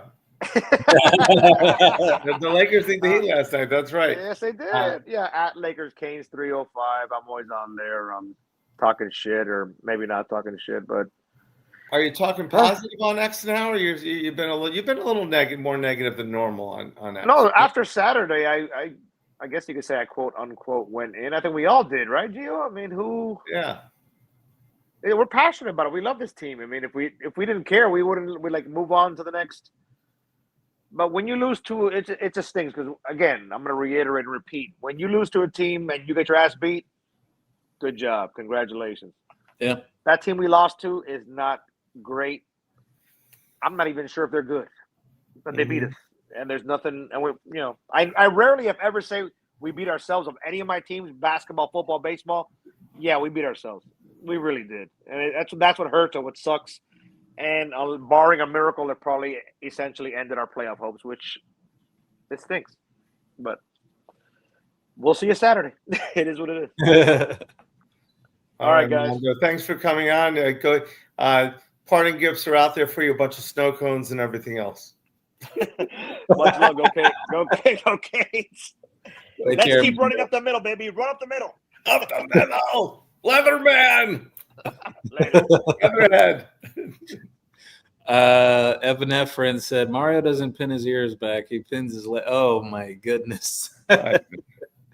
Juan Manuel brings up a good point. How ironic now that CJ Daniels unfortunately got hurt. You turn to the guy, JoJo Trader, who you've treated like an outcast to bail you out with no true secondary option. If he balls out, eggs on Mario's face. David Portnoy, I wonder who we lose to in November next year. Yeah, the $1 million question. I'm sorry, Mario's not the one that's throwing interceptions. Funnily, Mario doesn't call the plays, and you can't help it that the refs hate my. It's more than that. It's schematic issues, discipline. I'm where you are almost all the time. I'm always saying that, but the refs killed us in this game. They kill us in all the games, but we are good enough to overcome them. We should have been overcoming the Louisville. We should have. As Jimmy Johnson said, we just have to blow these teams out. We're playing to have a one-score game when we need to play to have a 30-point or 40-point victory. Ohio State is not trying to beat teams by one touchdown. They want to beat them by 5 touchdowns. So the refs are definitely against us. The interceptions are not good. The fumble, we've done a great job of no fumbles. The bobble by JoJo was not good. Those things happen, though. But that being said, we had this game. Two-Ton Tony, an Oregon fan, stopped by. He said, yes, Dave, Oregon fans are laughing. He is a great recruiter, but every year he has lost to teams that aren't good. He did it at Oregon, too. Let's see here. Shaboy Kane said, you can say that about a lot of teams. Ohio State wouldn't have won the Natty without Jeremiah Smith last year. Where would Kansas City be without Mahomes? You need great players to be good. How would the Bills look without Allen? Yes, I agree, but I don't think those teams are constantly getting bailed out by those guys in majority of their games. There's other guys contributing. I just don't think we're utilizing all the talent that we have. If we're the fifth most talented team, which a lot of people say, all right, we say it, then we should have plenty of guys to go to and utilize. And we're not. We're one-dimensional, going to one receiver, going to. So I think just with the amount of talent we have, I think we've been the most talented team. Maybe Notre Dame was more talented, possibly. But we've been the most talented team, definitely more talented than Louisville, definitely more talented than SMU. Yeah.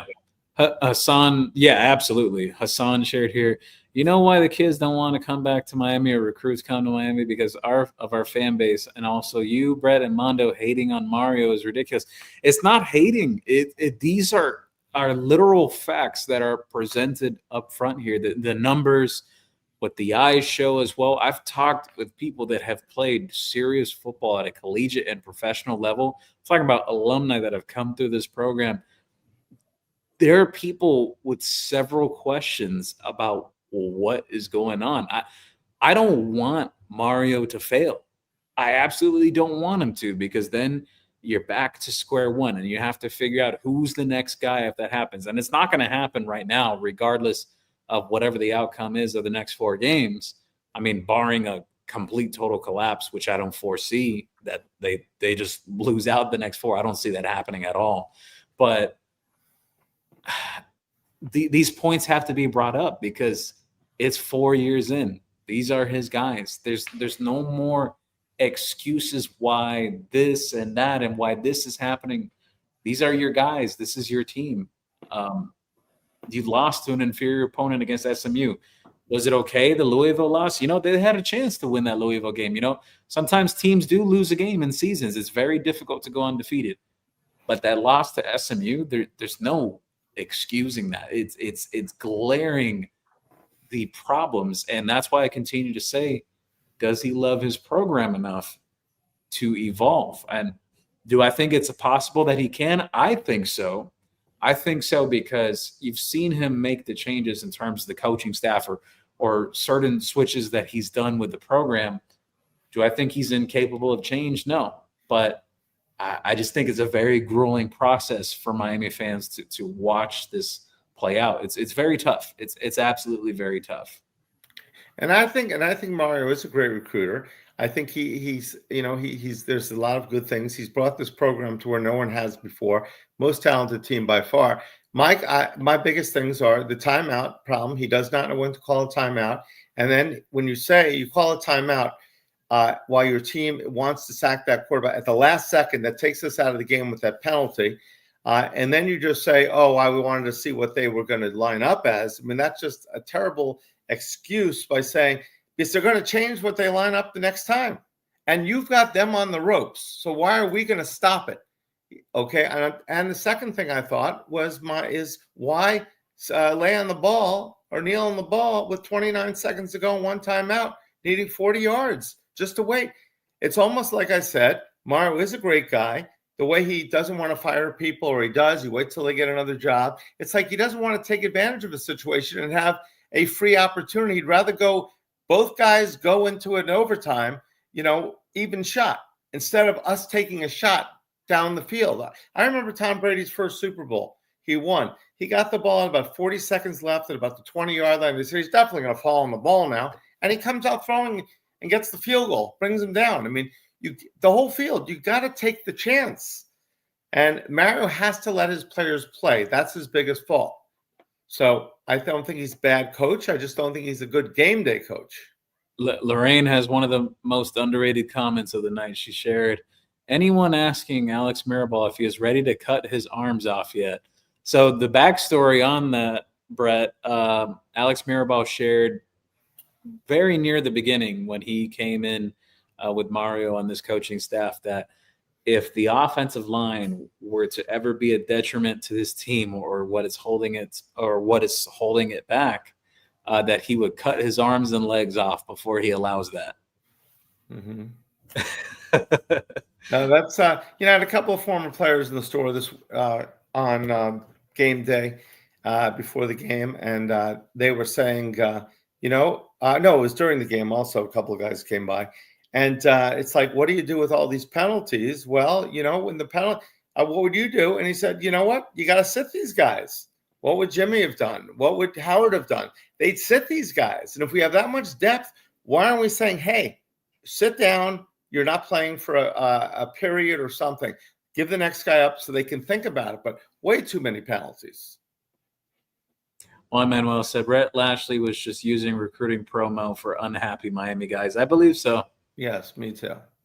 Ralph said those refs are dirty. They had money on SMU. Whether they did or didn't, Miami gave away too many opportunities. Patrick Conyer said, last time I was on your show, I said I don't think we're not going to win anything under Mario. And you said it's too early to say that. Do you think it's still too early? I think so. Definitely starting to question some things, but have to see how they finish out this year. I think the response is the biggest thing. What's it called? Two coaches. Al Golden, I thought, could have been a good coach. He was too stubborn to get rid of his friend D'Onofrio, that everybody was all over. I mean, everybody liked Al Golden when he was first here, but then because he didn't get rid of D'Onofrio and that Swiss cheese defense, they turned on Al Golden. Mark Richt, if you remember, people were turning on Mark Richt because of his son. And he said, this is the way we ran the play calls 30 years ago. They were very unhappy. And I'm glad Rick left and it all turned out good. But you know what? Stubbornness is a problem. You need to be able to adapt in this game. The game is ever changing. It's not the same as it was 5 years ago now that NIL here.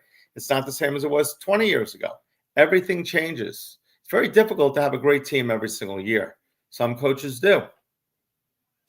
Miami Connect said, what's stopping Tony from leaving Miami for Alabama big money or Jeremiah selling big money at Ohio State?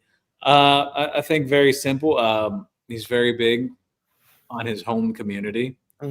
Likes being down here in South Florida. His mother loves it here and everything too. I think Miami is going to take very good care of that family, and he just enjoys it here. I would be surprised to see him take off anywhere. And not only that, he's a superstar on this team. I think some guys have learned in the transfer portal era that not every situation is better. Hassan said here, don't you guys think the offense changed because Beck can't run the offense that Ward ran? Obviously, Beck is not as agile as Ward. I think Ward had more zip on the ball too, but I think they're different type of players. But and then he said here, and we only have one star wide receiver in Tony. I wouldn't say just one. CJ Daniels was pretty good. Obviously sucks that he's hurt now, whatever, but I think he was pretty good just in general. And then he put here in Tony, and the rest are average, and some with running back. Ohio State has a couple, and so does Alabama. So here's my thing on that. There's a caveat to what you're saying, Hassan. I hear you out, but there's a caveat to that. Last year, majority of that wide receiver core, guess who recruited those guys? And I'm not making this a Mario and Manny thing, but Jacoby George was recruited and evaluated by Manny Diaz, and Xavier Restrepo was too. They were inherited by Mario on this roster, and he kept them, yes. Isaiah Horton was initially a Manny Diaz guy, and then Mario inherited him in a transitional class. Elijah Arroyo was recruited and evaluated by Manny Diaz too. These were all components of, that high octane offense. Obviously, the running back last year, Damian Martinez, was a transfer guy that Mario brought in. But here's my thing on that. So if that's the case, that not enough star receiver or whatever, or this or that, who have these receivers been evaluated and brought in by? So again, that raises other questions if that's the case. I don't think that's the case. I think that JoJo Trader hasn't gotten enough opportunity yet. I know what I've seen with my two eyes. I think he could be a really good player. And I think that's about to take off from here because the opportunity presents itself. Lofton, it hasn't translated to the field yet. He looks like a totally different guy from last year. I don't know what his deal is. And then the running backs, I think a lot of it is the issues with the offensive line, and then also what is being coached too. And just schematically, I just don't think they're doing those guys any favor because those guys were here last year and they did great. Fletcher did great last year and Lyle did too. It's not like these guys forgot how to play football. Fletcher's been running well this year. He's had great gains, but Hassan, I understand his viewpoint is he's very pro Mario, which is fine. I've always been pro coach. As I said, I've never wanted a coach fired. And I don't want Mario fired, even though I did comment that on my Facebook page because I was pissed off after the game. But I just think Mario has to let other people do what they need to do and can't micromanage. But if you're saying, like Gio said, that Mario is great in this, but he doesn't have any good skill players, that's on Mario. I think his skill players are great. I think they just need better opportunities. Better opportunities and just scheme-wise. Absolutely agree. It's not a talent issue. We saw what our offense did against Florida and Florida State. I mean, Florida's defense was solid. Notre Dame, too, once we got going, and then we shut it down. So we got to. I think we just got to keep the pedal to the metal for 60 minutes. Juan Manuel shared here. Wait, wasn't Mario an offensive coordinator at Oregon? How much did the offense score? He was not an offensive coordinator at Oregon. Raph Lopez said, been watching 40 years. I'm not spending any more money on trips to games until they actually accomplish something. Done drinking the Kool-Aid. Raph, I don't blame you, because it's a lot of people have dealt with letdowns over the years. So if that's how you feel, you have justifiable reasons. Hassan said, Brett and Mando, what's your problem with Mario? You guys sound like that troll Nevin. You know how Miami hate is real. So you guys hate for I don't hate Mario, but I said it over and over. I don't hate him, but it's hard to ignore the facts that are presented. And these are things I've even questioned in the past, but it's blown up even more after the SMU game. Miami had no business losing that game. They did not. They did not. Every sportscaster, everyone was saying, out of the top teams a few weeks ago, Miami is the best. They're better than Ohio State. They're number one. What has changed?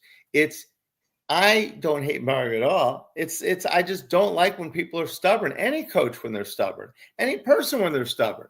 So again, I don't think anyone hates Mario, Hassan. I think we like Mario as a person and as a coach. We just want him to be better. And I think he should look in the mirror and want to be better too. And as a fan, you and everybody else should want him to be the best he can be also. Yep. Daniel Castillo said, how can I get into your group chats? I need some group therapy to vent. My wife is already fed up.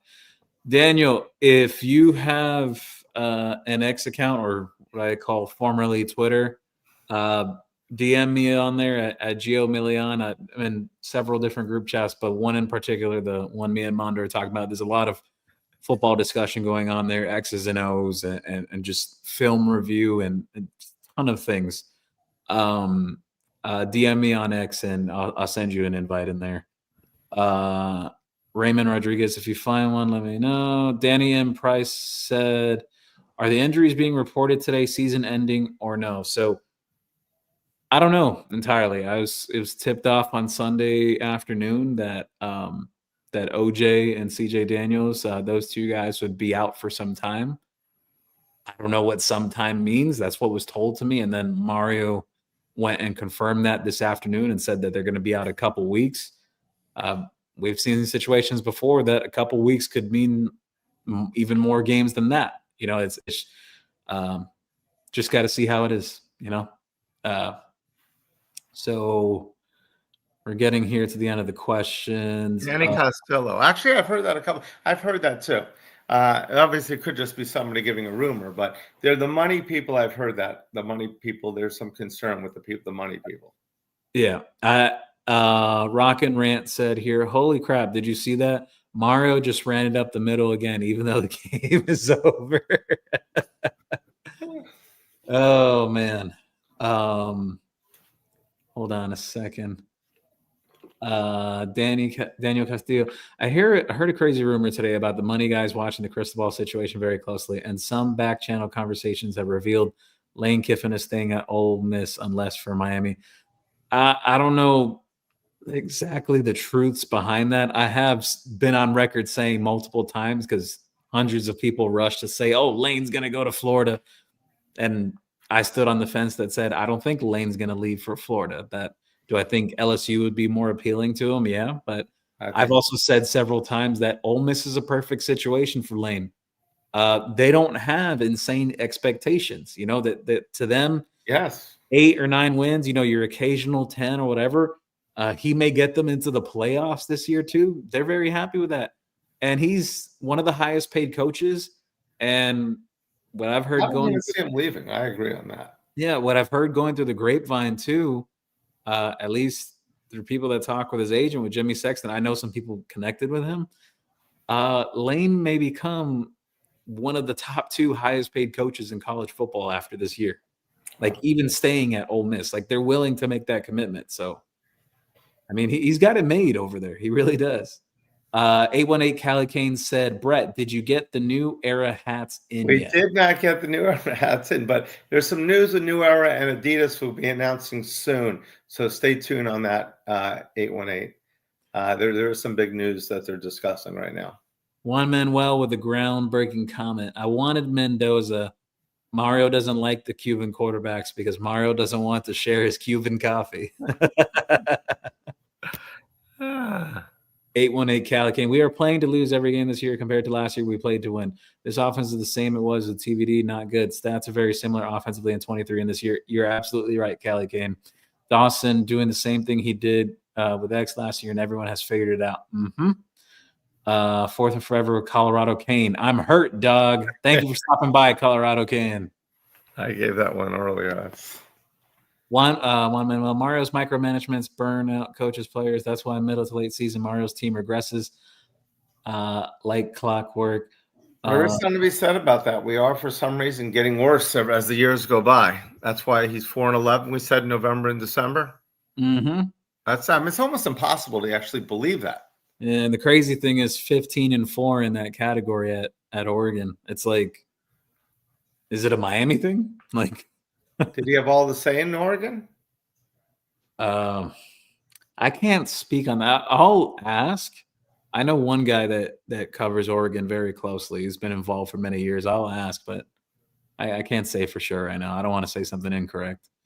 Hassan said, Lopez, you hush. I do know what I'm talking about. Patrick Conyers, I hope Cristobal do the right thing like what Mark Rick did after the 2018 season. Let a head coach who is aggressive lead this team to the promised land, and Mario becomes like a recruiting coordinator. I don't think Mario will do that or go for that. Rock and rant.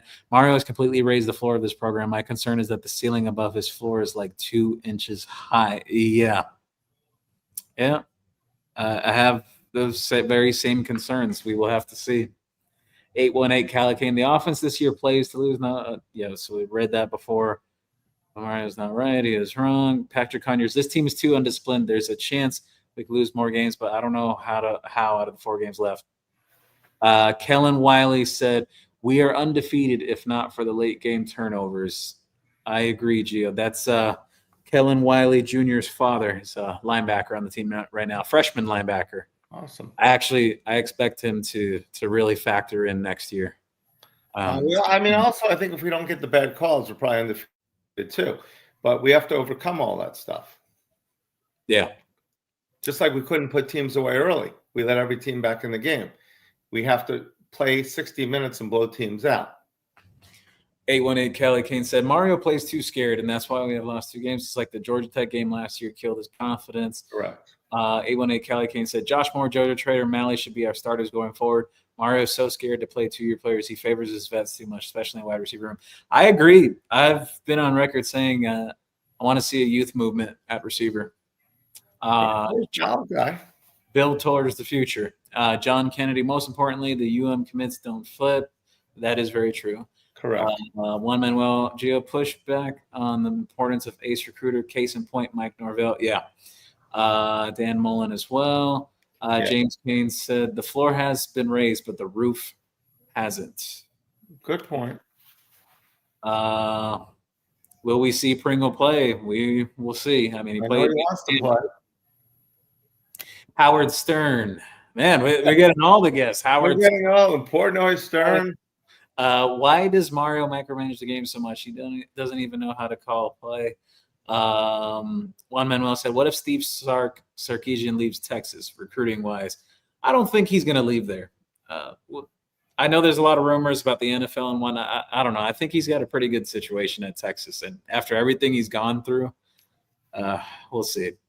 It doesn't matter what offense coordinator we bring in if Mario keeps trying to micromanage the game plan. Absolutely right. Tony is not here next year. His dad will not let him play for this loser of a coach another year. I don't know. That's a scary thing. If they lose another game, they may have some tough time. They better not lose another game. Let's see here. Notre Dame will get in anybody but Miami. I don't know. The committee says they're heavily weighing the head-to-head stuff and and common opponent record as well, that they're heavily weighing that. So we'll see if they hold true to that You're word. definitely not the same team in the first game of the year as you are at the end of the season. Especially Notre Dame is an anomaly because they lost 2 games to 2 top 5 teams, or Miami wasn't top 5 at that time, but Miami got to number 2. Texas A&M is top 5. So, and those were back to back. They were 0-2, correct? Or were they 1-2? Which one? Was Notre Dame 1-2 or 0-2? What, at the start of the season? Yeah. 0-2. 0-2. So when you win 10 games, if they win 10 games in a row, that's a bigger argument. Miami has to win these 4 games convincingly. I keep saying it. Our only chance to get to this playoffs is we win these games by 30 points each going away. Mario, can't be all about one-score wins. Just blow teams off the field right now. That'll help the committee, I think, big time. Yeah. LTO officials said, I just don't want to hear the same thing from Mario that we hear every year. We got to work. It's all about hard work, brother. We're honest with the team. My question is, are you honest with yourself? Because the talk doesn't match the product. Right. Juan Manuel, are all the NCAA refs betting? It's gotten blatant that officiating are all. Yeah, there's a lot of questionable calls lately in games, but. Especially against us. Did you see that stat? I'm sure everybody saw it. The team we play has least penalties pretty much against us than anybody else. I mean, it's ridiculous, the calls and the non-calls. I'm more upset about the non-calls, not calling the interception, the interference when the guy pulled their arm. You throw the flag and then you say, wait a second, I've got money on this thing. Okay, let me pick it up. Yeah. Rock and Rant said, I don't think Miami and Notre Dame will be in first top 12 tomorrow. I wouldn't be surprised if Notre Dame – I think Notre Dame will. Is actually in that top 12. I think the key with Miami, I'm not trying to give people blind hope, but I did the numbers and crunched it down in the future schedules to have any path. If they are not 15 or 16 tomorrow, it's over. It's absolutely over if they're not 15 or 16 tomorrow. It would be almost virtually impossible if they're not there. Let's see. Proud Cat Dad, did you see that missed taunting call? Player was standing over Lofton after he hit him at the goal line. Yeah, but Lofton's got to hold on to that pass. You're a tight end. You're supposed to. They would have called it on us. They would have called it on us. And the other thing with that is I don't want to get into too much about taunting, but for example, the horns down sign that Oklahoma does against Texas, that's considered unsportsmanlike conduct, but yet. Oh, really? I didn't know that. Yeah. So why can't everybody do the U down? That's what I was about to say. Every team does the U down. The hate is real. So, when people say the hate is real and the referees do, doesn't make it or that we've got talent or what. I mean, not everything's not mutually exclusive. The refs could be cheating us. And at the same time, we could have to call better plays and make better decisions on the field. Rock and Rant shared here, there will be a big difference between yesterday's AP top 12 and tomorrow's college football playoff top 12. I absolutely agree with you, Rock and Rant. You think so? Yes. Yeah. There will be large varying differences. I didn't know that. A lot of what happens with the AP, there's a lot of recency bias rather than entire scope of work. This constantly happens with the polls. And the reason why people have been even complaining throughout the year, like just ridiculous rankings that people in the AP have done where a team may lose to another team, but somehow they're still ahead of them and everything. It just makes zero sense. Yeah, how does it count against ranked teams? Let's say we beat Florida State, who's ranked 18 or whatever they're ranked. Yeah, so when we play them, or does it count what they are at the end of the season? So what the committee has said is that their approach this year is, number one, head-to-head wins if there's others that are in contention, which Miami has that over Notre Dame, and they have the common opponent victory over Texas. Now, however, what they're doing this year in terms of the ranked stuff, if the team you played at the time of matchup was ranked, they are factoring that in. That's so like, for example, Notre Dame being ranked, USF has fallen out of the top 25, even though they only have one loss and they're playing pretty decently well this year. They could end up ranked at the end of the year, but it will be counted as a ranked win because it's ranked matchup at the time. Oh, that's great news. And the Florida State game would be considered such as so. Now, strength of schedule will also be factored into, but right now in technicality, yes, Miami has 3 ranked wins and they have a possibility that Pittsburgh could potentially be ranked by the time they play in the last regular season game. We have to let things play out, but It's when you play them. I absolutely agree with Rock and Rant that it's there's going to be quite some variance from the AP poll to the college football playoff poll. And not only that, I know when Miami fans see the polls of the AP, they think, oh man, how could Miami get back up?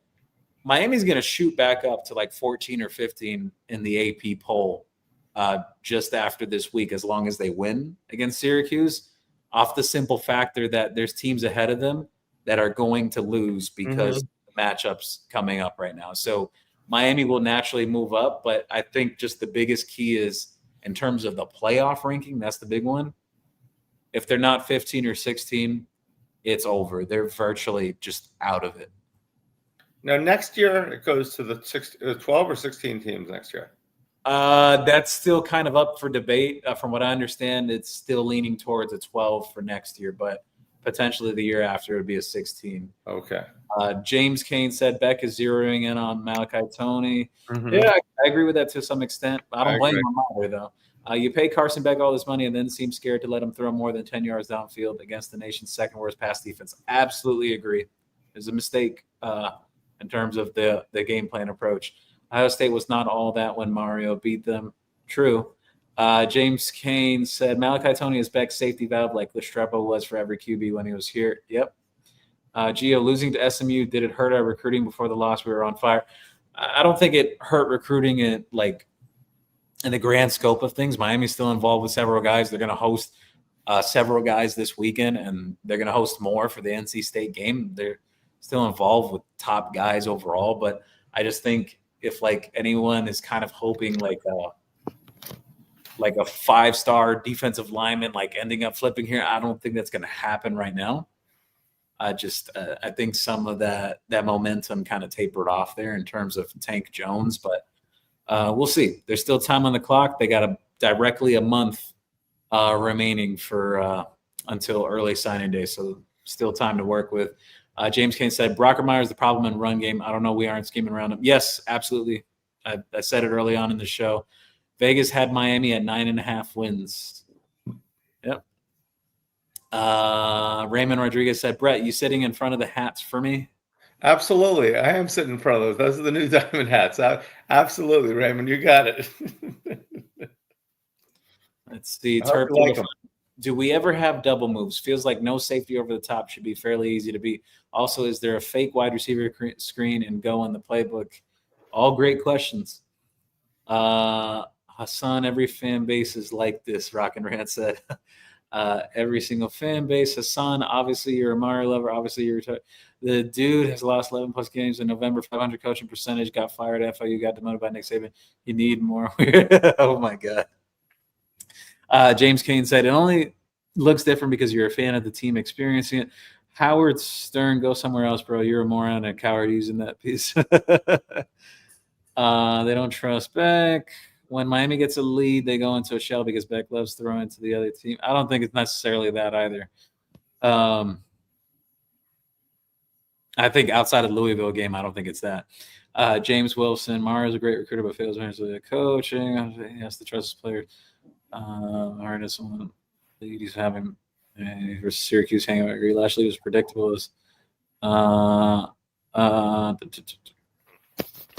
Yeah, that was a problem with Lashley here. I mentioned earlier in this show. You could use a few gimmick players though. Mario and his streams only be all right.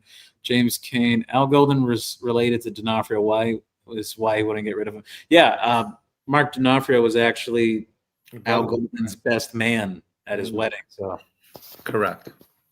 That, and they went way back to Virginia days and everything. There's just a lot of now Golden has got jobs everywhere. He's been on top teams in the NFL and college, and he's having some trouble. I think D'Onofrio is still in middle school by coaching. He's having some trouble with that Bengals defense right now. They're about to have a fire sale with the trade. They are for sure. The players are very upset. Chase and yeah. Diaz. Coker couldn't identify the right talent. The players on roster are currently Mario's recruits, none from previous regime to my knowledge. James Kane, you're absolutely correct. 98% of the players on the roster are Mario Cristobal's guys. There's only 2 players that are holdovers from Manny Diaz, and that is Ryan Rodriguez and Chase Smith. I'm 100% sure the NCAA has an officiating problem in sports betting with the amount of money on the line that some of these refs aren't lobbied and paid. Yeah, I think it stands for reason. Look at what's going on with the NBA. And how much do they make, these college refs? I don't think they get they don't get paid very well from. They're not like the NFL or NBA. Yeah, no, they don't get paid like the. Why not? So why not go ahead and anybody can do anything, but can they just bet for Miami sometimes, not always against us? I mean, that's what we got. So we know you're betting on the games, refs. We just want you to bet for Miami and not against us, please. That way you're giving us a call or two. Howard said that recruiting, he was getting out recruited for big time players by everybody. Ron Zook is Coker. Yeah, Ron Zook beat Larry Coker in a lot of recruiting battles. Actually, funny enough, I was told there's someone that would actually know. Apparently, what Larry Coker used to do in terms of evaluation, they used to look at the old Rivals 100 and throw a dart at every guy to look at rather than evaluating. Wow. Yeah. That's true. Jeez. James Kane. Sadly, Miami needs new AC running back coach, tight end coach. Other than O-line, those were the groups with the most trouble. Mario's 2-9 in Miami in November. Yes. No. He's 4-9 in November and 4-11 if you include after November. Miami has to beat other team. It's self coaches and refs. 818 Cali Kane said, the only way Mario turns this around is for him to adapt and change his coaching ways. If you don't adapt to today's college game, he will continue to lose games he's not supposed to. Correct. Absolutely agree. Like we've been hammering away. Mario's 14-14 in the ACC. Unacceptable here at Miami, especially with the talent we have, and he has brought in. Absolutely. He brings in talent. If you're the most talented, you have the most talented teams in Miami in 20 years. And you're 14-14 in the ACC. What is that saying? Now, you can just say last year we had Cam Ward, but this year, okay, is the year of the judgment year because we don't have Cam Ward and it's all his players. So hopefully, if he goes 2-2 in these last 2 games, I'm sorry, Hassan, I'm sorry, anybody for Mario, he should not be the coach. I say 2-2 he goes. If this team loses 4 out of the last 5 games, or 4 out of the last 6 games, that would be right. Oh, it would be a total collapse. Total collapse with possibly the most talented team we've had in 20 years. So I hope he goes 4-0, and I hope we win all the games by 30 points. I think Mario, if he decides to coach a different way and let other people do what they're supposed to do, we can make a run. So everybody thought we could be in the Final Four 2 or 3 weeks ago. So why can't we be in the Final Four now? Yeah. Juan Manuel said, CJ Bailey to Miami, JoJo Trader happy. We'll see. I think Miami will do their due diligence in terms of quarterbacks that hit the portal. I do expect them to take another one, though. However, I think a name that people skip by is a guy like Brendan Sorsby from Cincinnati. Works for the very same trainer that Cam Ward worked with as well. I think that's a very underrated name who's had a really solid last 2 years of football. He plays for Cincinnati. What's his name? Brendan Sorsby. Okay. What about the Virginia Tech quarterback, who's Cam's cousin, right? Is he? He hasn't translated very well since then. You're correct, Brett. Even the fumble that SMU had, QB had, and they said it was incomplete pass. Yeah, I agree. That should have been a fumble, but again, that was a total fumble. Yeah, that was as bad as a call. I mean, the refs have been atrocious, but we still had the game won. But the refs definitely have been atrocious. We just got to convince them to bet on Miami. Howard Stern here said something very true. Miami had a chance to get CJ Bailey, but chose Judd Anderson. They'll never forget that because it cost them Jeremiah. I don't think it necessarily cost them Jeremiah Smith, even though he did come very close to coming to Miami, and people didn't want to believe it when I mentioned the story, and then he came out a year later and corroborating the story that it was true, that he was about to go to Miami.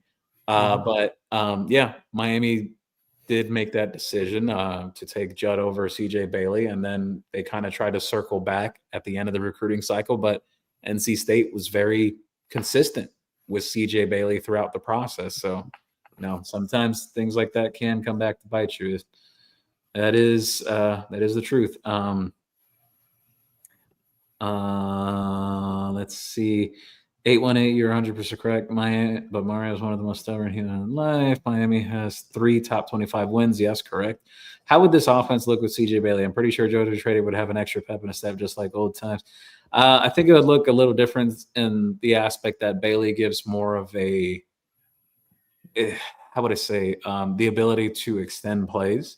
I think he has a pretty big live arm as well. Do I think he's one of the best quarterbacks in the country right now? No, but I do think that he could fit, though. Let's see here. The only reason So he said that was he said that twice. That JoJo actually, that he didn't think it was interference. Yeah, but you also see in the video that the defensive back grabbed JoJo by the jersey and pulled him with him to the ground. So it's I think if Beck throws in that direction, I do think they throw the flag. Yeah, exactly at that time. But did Malachi run the wrong pattern there as well? He kind of should have flattened his route, but overall, at the end of the day, Miami should have never really been in any of those scenarios, to be honest. Not the best. So many opportunities. Where does more arm strength? There's way more mobile than Ben. Howard Stern says Cam ordered audible quite a bit of plays last year, 60%. Yeah. And Beck can't audible. They don't allow him, or what? From what I understood, that was a capability before. I'm not sure what the scenario is now. I'm not sure if they've kind of reined that in or not. But the audible is a key thing when you don't like the play, for sure.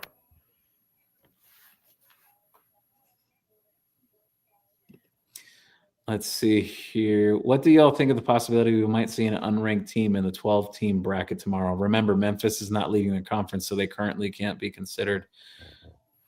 Yeah, there is a compelling case for them too. Because they got to include a G5 team. Lego NASCAR said, "Is this live?" Yes, we have been live for quite some time. We're about to wrap up right now, though. An unranked team at the top. But how many teams are? Is it 4 or is it 5 that get automatic bids? There are 4.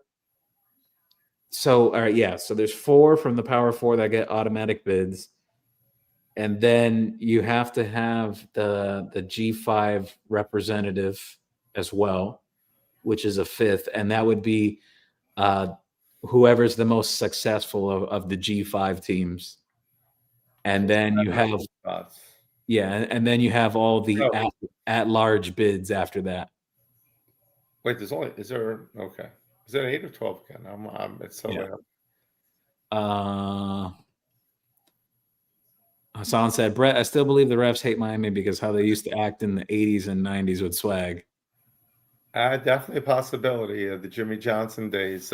We came out of nowhere to win 5 championships, 4 championships in 9 years, and we actually could have won 7 championships in those 9 years. So I agree with that.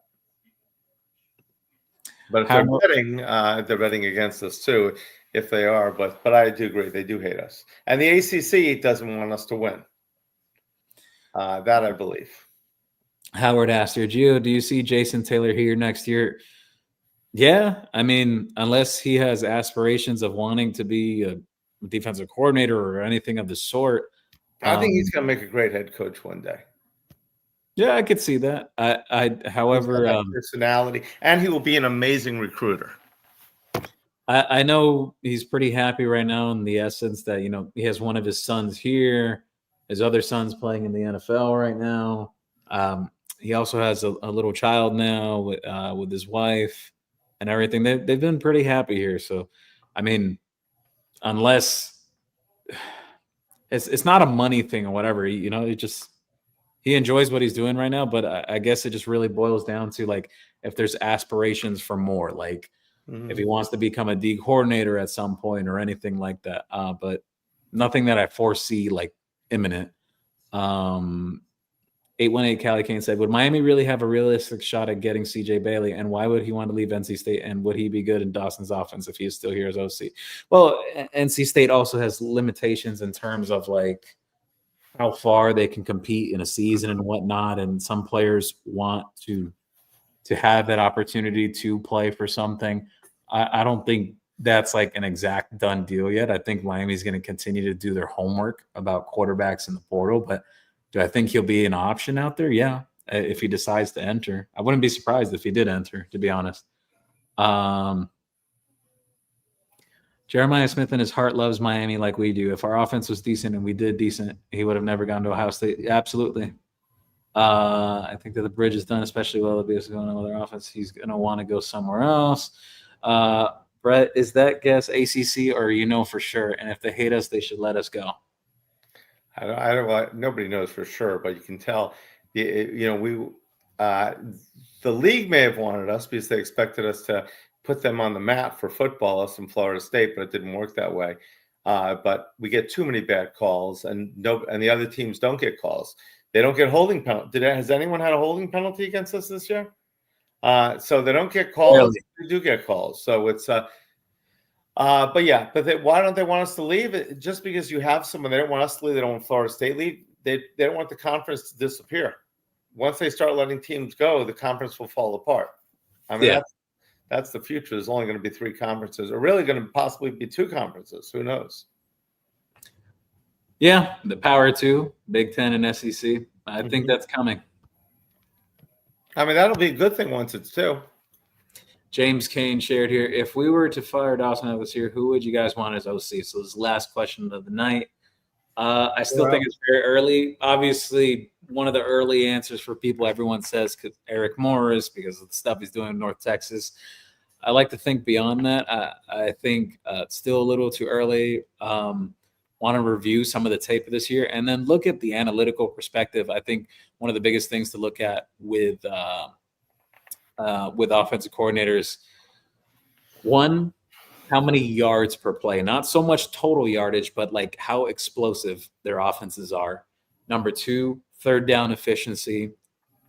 And then number 3, what are they like in the red zone? I think those are the biggest 3 qualities you try to look for in an offensive coordinator: yards per play, third down efficiency, and red zone conversion. All right, 12:30. Basically, went 4 hours. That was a record. I thought we started at 8:30 today because I know we were a little late, but I thought so. We finished at 11:30, but that wasn't the case. So, great job by you, Gio. Great job by Mando. Great job by all of our comments. Some great comments. Obviously, the thing about this show that was great, thank you, James, is people get to vent. Now, I know some people don't want to rip the coach or something like that, but it's healthy to vent in this type of format. It's where it's different than X or different than Facebook, or because you're venting and we're talking to you live. That's why we try to answer most of the questions. I know we miss a few of them, but I think it's healthy because you got to get it out of your system. Obviously, everybody is here because they want the Canes to win, and we all want to go 4-0. I know people think we're not going to, and we may not, but I think everybody here would be happy if we went 10-2. Myself, Gio, Mando included, of course. So it's, but it was good that everyone got to get it out of their system. Hopefully now we can, if we go again this week, if we have an opportunity, stay tuned. We'll see if we can go one, and we can preview the Syracuse game and not have for a shorter time period and not have so much hate on Mario, because it's only so much we can say. We just got to all hope and hope and hope that he decides that he adjusts to the game. If he doesn't, we're in trouble as Canes fans. Mario is getting his $80 million no matter what. I mean, the one thing about sports, Gio, is you get your contract. I mean, it's the only, look at these buyouts that are going on in college football. Look what James Franklin got. Look, I mean, even Napier got one. We know what Brian Kelly's contract. I mean, these guys are getting so much money not to coach. Can you imagine that? Your boss goes up to you and says, "I'm sorry, Gio, but you don't need to go to work today. We're firing you. But don't worry, you've got $30 million coming to you." I think anyone would be happy with that. I mean, yeah. So these poor coaches. So it's still don't understand. It's like even if you screw up completely, we're still going to go ahead and give you your money. I mean, what's wrong with pay for play or play, play for pay? But we're not going to see that probably. So anyway, great show. Remember, sponsored by CanesWear. It's a game this Saturday. We got lots of new stuff that came in. We got lots of new Panther items as well. Who is obviously the most successful team in South Florida right now. Back-to-back champions. We do have Dolphin items, but it is back-to-back home games. Come out to the game, support the players. It'll be fun. If you've got season tickets, definitely come out. No reason to boycott the team. They are kids, even though most of them are getting money. But it is good to see them. You never know what you'll see. You get to tailgate with fans. Everybody has a good time. It's a great camaraderie. So, and as I've said before, the more tickets we sell, the more chance we have of winning. The more tickets of people go into the game. Louisville, we don't know if it was a little bit louder. Maybe we beat them because it wasn't a good crowd. So if we sell out 60,000 seats or 65, whatever it is, we're going to be very tough to be beat because it's going to be so loud there. And it's going to pump up our players too. There's nothing like it when a player looks up and they see every seat taken. Wouldn't you agree, Gio? And yeah, it's an experience. They look up and they say, "Why are we here? There's like nobody in section, 300." Anyway, that's my rant. Remember to like and subscribe to the FTSN network. Remember to download the app, please, for CanesWear, the CanesWear app. We're going to be doing lots of contests and things like that soon and having stories written. Gio, tell everybody where they can find you. Yeah, everyone can find me at X. At Gio Milian. You can also find me on here every week on the CanesWear Podcast. I was just on 560 WQAM earlier tonight around 7.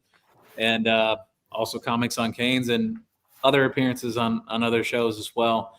We'll be back on here very soon, probably towards the end of this week. Before that Syracuse game, we'll be back on, discuss some things about that. And make sure to shop at CanesWear, 2655 South University Drive in Davie, Florida. Thank you. CanesWear.com if you can't get in the store. And you can see me on X, CanesWear, Canes_wear, Instagram, wherever. Hope to see you in the store soon. Lots of good things. Starting some OG lines with some old players. That's exciting. A lot of other great things happening. New starter jacket coming in. That'll be orange on one side, green on the other side. It's going to be really cool. Lots of really cool things happening. Thank you so much for making this podcast great. People come in the store, Gio, all the time and say, "Oh, I heard you on the podcast. So I say, "Do you comment?" They said, "No, I just behind the scenes." Everybody says no. So we have a lot of people watching, Gio, that aren't even with the hundreds and hundreds of comments that we're getting. We're getting new listeners every day. So can you imagine if we were on regularly or if we were actually on a regular time each week? So thank you guys very much. Gio, any final words? No, that's about it. I mean, now we turn the page. We discuss the Syracuse game later this week and see where Miami goes from here. All right. Sounds good. Well, good night. Good morning.